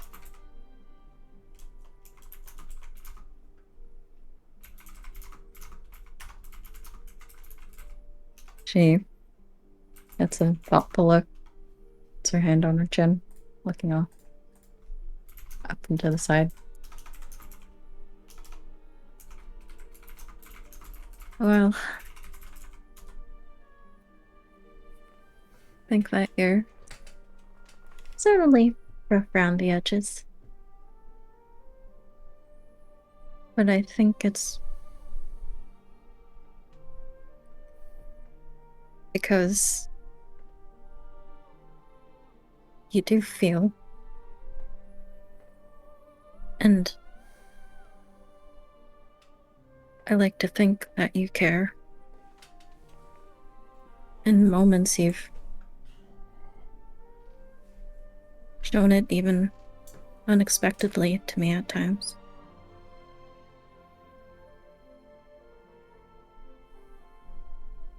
But I think that you've had a very tough past. And maybe you're not sure what to even do with all these new things. How to learn or relearn it.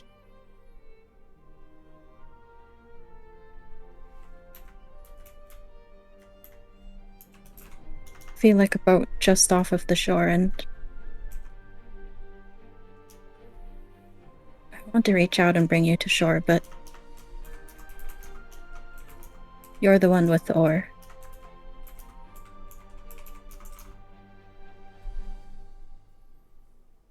So all I can do is call out and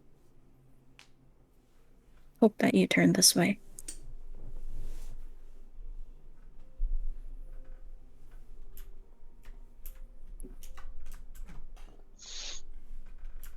And Glarior's face changes. He'd been looking at her with this intense curiosity. It's almost an interrogating look. It hasn't changed since losing his worship of Mora. That bit has stayed with him. The eyes that burrow into hers with each conversation, wanting to know more. And then something lightens in his eyes a little bit, like something just clicked.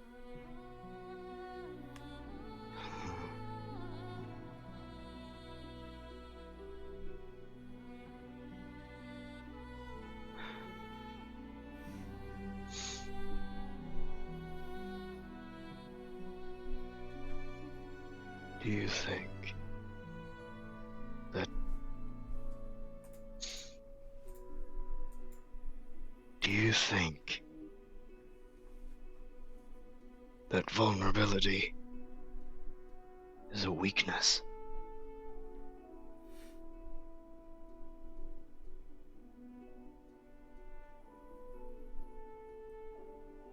She turns to look to him. And after a pause, she says, "There's no easy answer to that. It's true that it exposes you to pain like you've never known. But being able to share whatever burden you hold, I find that the lightness that it brings makes it worth it. And the path before us is not an easy one, and it's a long one. So any way that we can lighten our loads,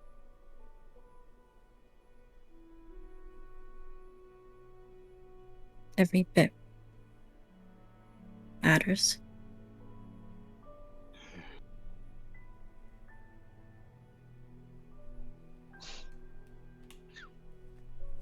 Maybe... No, not maybe. I believe that is where I lack the understanding. A shared burden, a shared pain.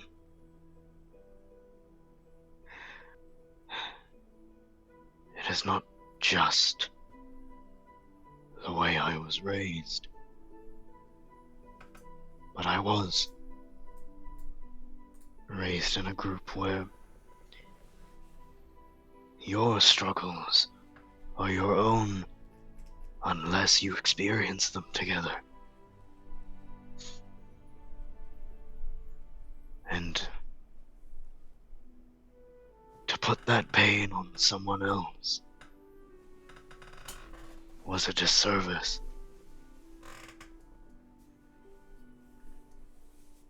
You would dishonor your family because you could not handle yourself. So how could you handle others? And I'm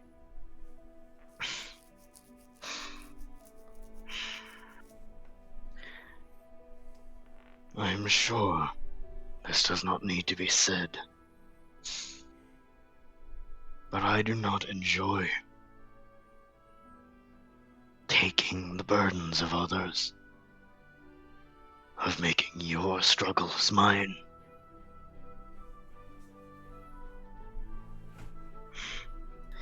But it has been forced on me.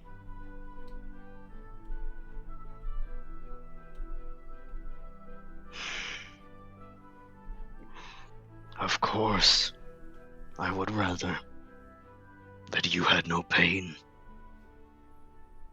no fear, that this was over and we win.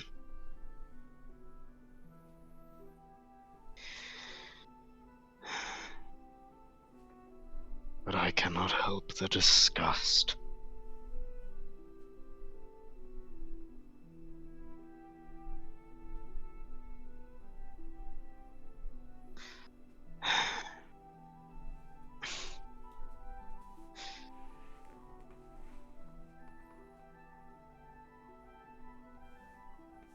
It's not me, Elira, it's not. I'm not that kind of person. I care for people, not for their problems. And I think that is where most of my disagreements come. My grievances.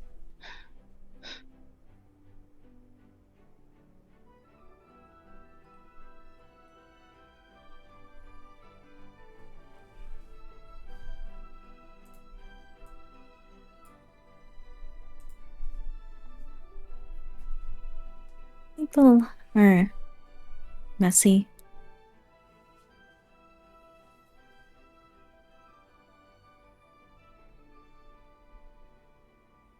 This is just how I see it. And it's okay if your opinion is different.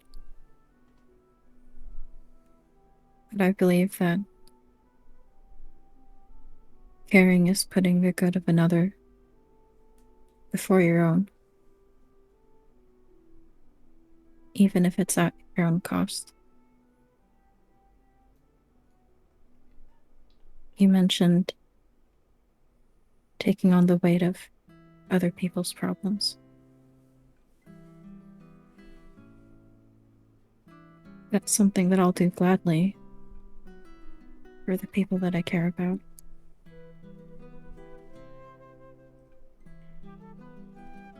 That's something I do gladly for you because I want you to thrive. I want you to live. And I don't do it because I expect you to do the same.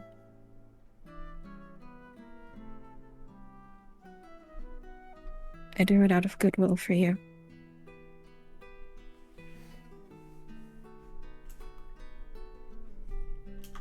So, let me share in your problems, your fears. You don't have to do the same for me. It's okay.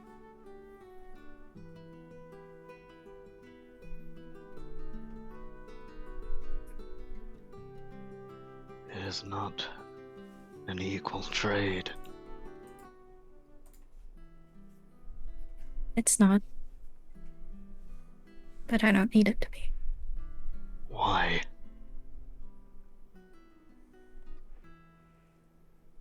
Because there are some things in life that are worth it.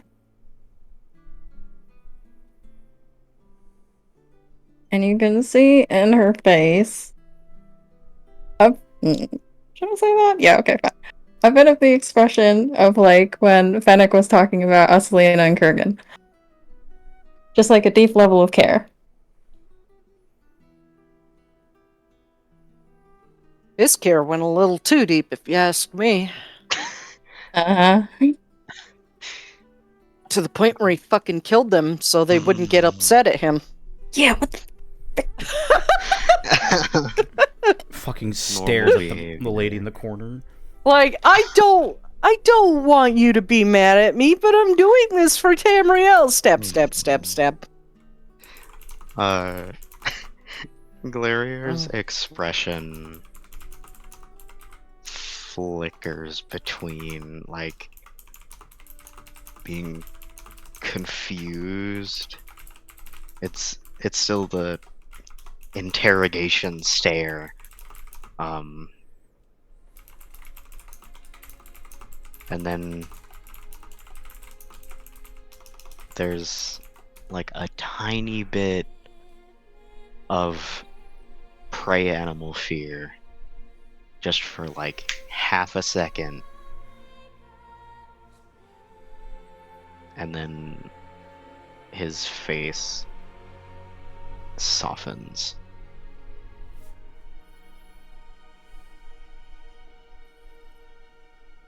Just a little bit.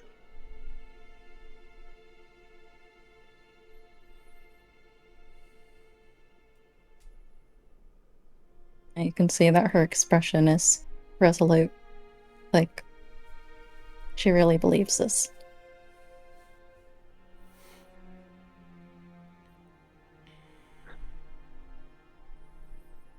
You do something, but expect nothing. And you're fine with it. Happy, even.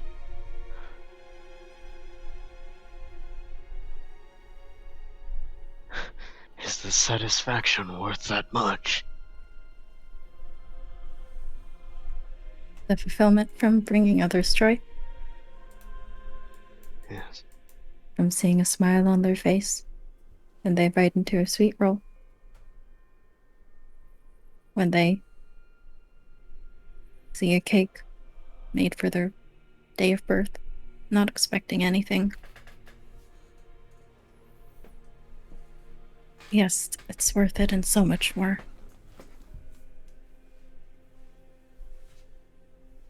And see, she's just got like a really genuine smile on her face. Probably extra happy because of the events that happened earlier with her grandpa. She's extra zesty.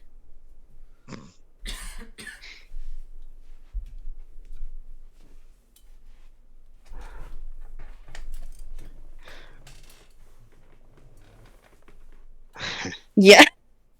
Oh.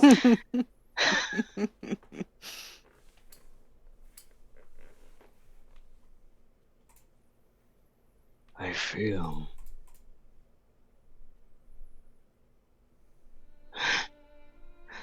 savage compared to you.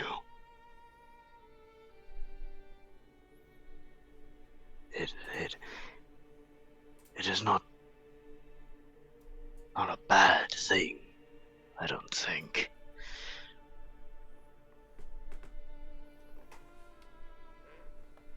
Just different. You remind me of someone. I don't know who.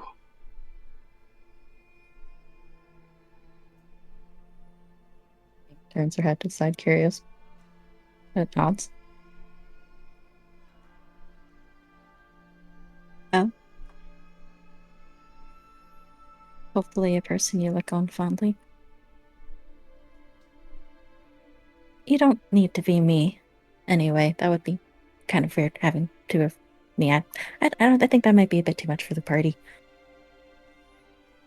But there's a lot of in between, I think. So maybe we can meet somewhere in the middle.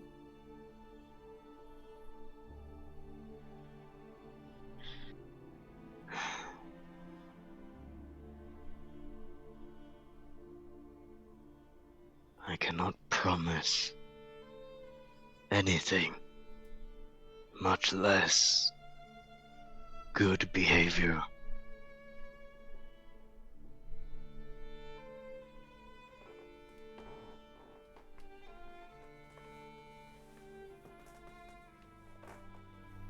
That's okay.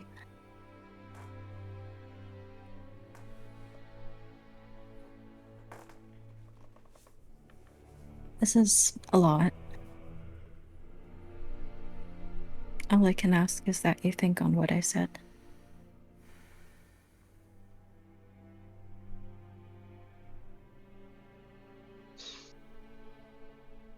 Fine. Very well. I've heeded your words before. I will trust your wisdom again. Try to, anyway. He gives a nod. And if you ever want a flute again, it won't be the same as the one you had before, but I could probably whip something up. You would do that? She just has a smile. Gladly. I would be honored. I think she's just, her smile is widened to a grin. Well, I've got some work ahead of me then. Cracks her knuckles.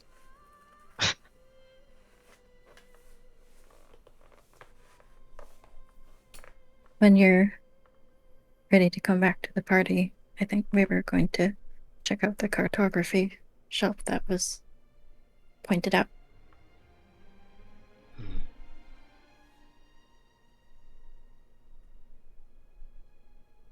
She'll just give him a small smile and a nod and turn on her heel and head back towards the party. As she's like, I don't know, half of the way there, Glarior calls back to her. Lyra,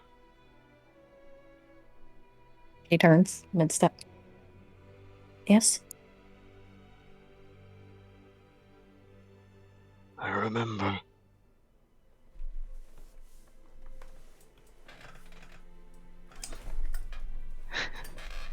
I remember who you remind me of.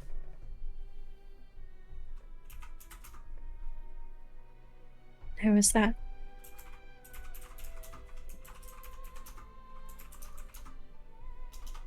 And Glarior's eyes briefly go distant. And for like half a second, there's like a sort of fondness to his expression. It's very not childish, but far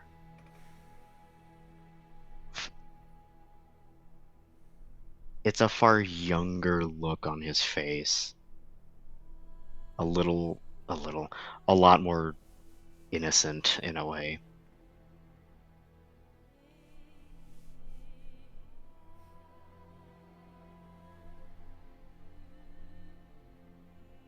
You have a heart like my mother's.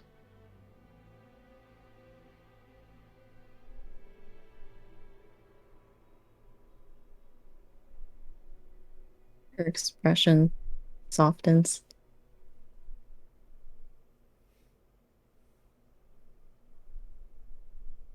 I'm honored then.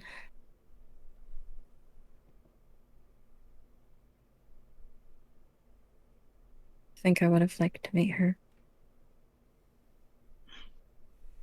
She would have liked you. I think. I'll have to settle for getting to know you instead.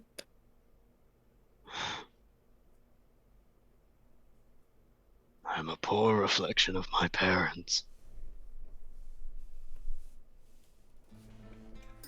She's still got a grin, but she gives a small laugh. Well, you still have time to turn it around. You've got your whole life ahead of you. Maybe forever.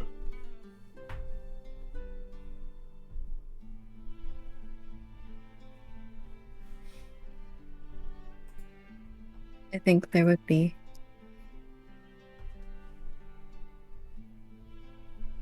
proud and happy to see you striking out on your own. For you to be building your own path.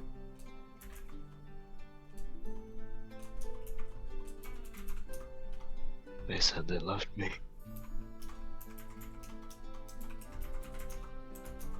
That's all I need to know.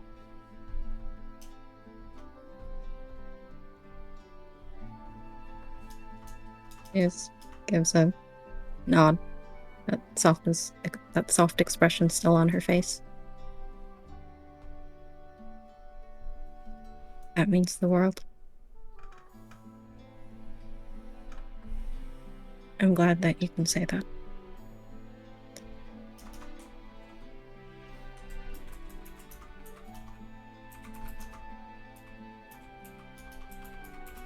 And without Not another word, Glarier turns away.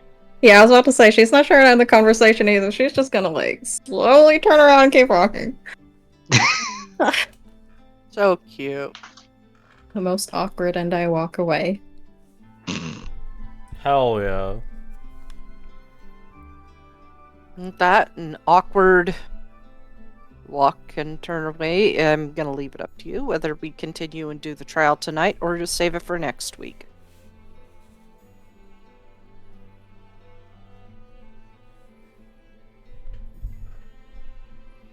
Up to you guys. My internet shitting itself again? Nope. No, I think we're Okay. thinking. say Rare you, moment Grim. for us. That's not allowed. This is America. We don't think here. I If everybody's fine with that, think I'm fine probably with continuing. shouldn't stay up too late. Unless dying. Okay. I feel like the trial might take a bit. Yeah. It all depends upon Caldron and how Yeah. Krim handles it. Yeah. You can say we're I got a little less intelligence than my character.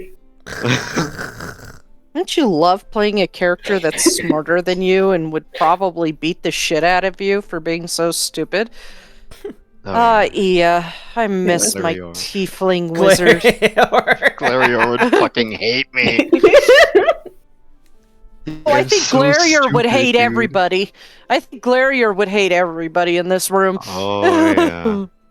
He'd be like, you guys are all idiots. Bye. Points at the green-haired Am I coming lady, in and you're a clear? fucking annoying butthole. Yes, you are. Hi. Hello. Hi. Okay. All right. So with that, with the awkward walk away, this is where we'll end tonight's session. God love it. Hell yeah. Can't wait to put that in the intro for next week. Well, thank you guys for watching. I will be out of town, so you're gonna get my shitty mic. But I'll still be able to stream, so it's not a big deal. I have a microphone you can use. Yeah, the Blue Yeti. Let's go. Yeah, the one that I used once and then never used again because it's a fucking hassle. Hell yeah, love having hassle mics. Oh, you're going to see him. Okay, Yeah, I I'm gonna understand. Shake But him by you're the not going to shoulders. come see me. I see how it is. Disadvantage on all rolls for the rest of the campaign. Fuck yeah, Whoa. dude. Fucking give more trauma to I'll- my character. Yeah, I'll Trauma, you're just gonna fucking I'll run all the way die. to Nevada. Just watch me. See how it is. There is a gaming convention that happens here. We'll talk about it after stream. Because I Yeah. don't want to dox myself. Anyway, thank you guys for watching. Same time next week. We will be back. Expect the video to be up roughly at the very most on Sunday when I visit and I actually settle in this It guy's all room. remembers when I finish the title card. Yeah, shaking you. Finish it. Have a good night. I don't have a title yet. Have a good night, guys. Bye.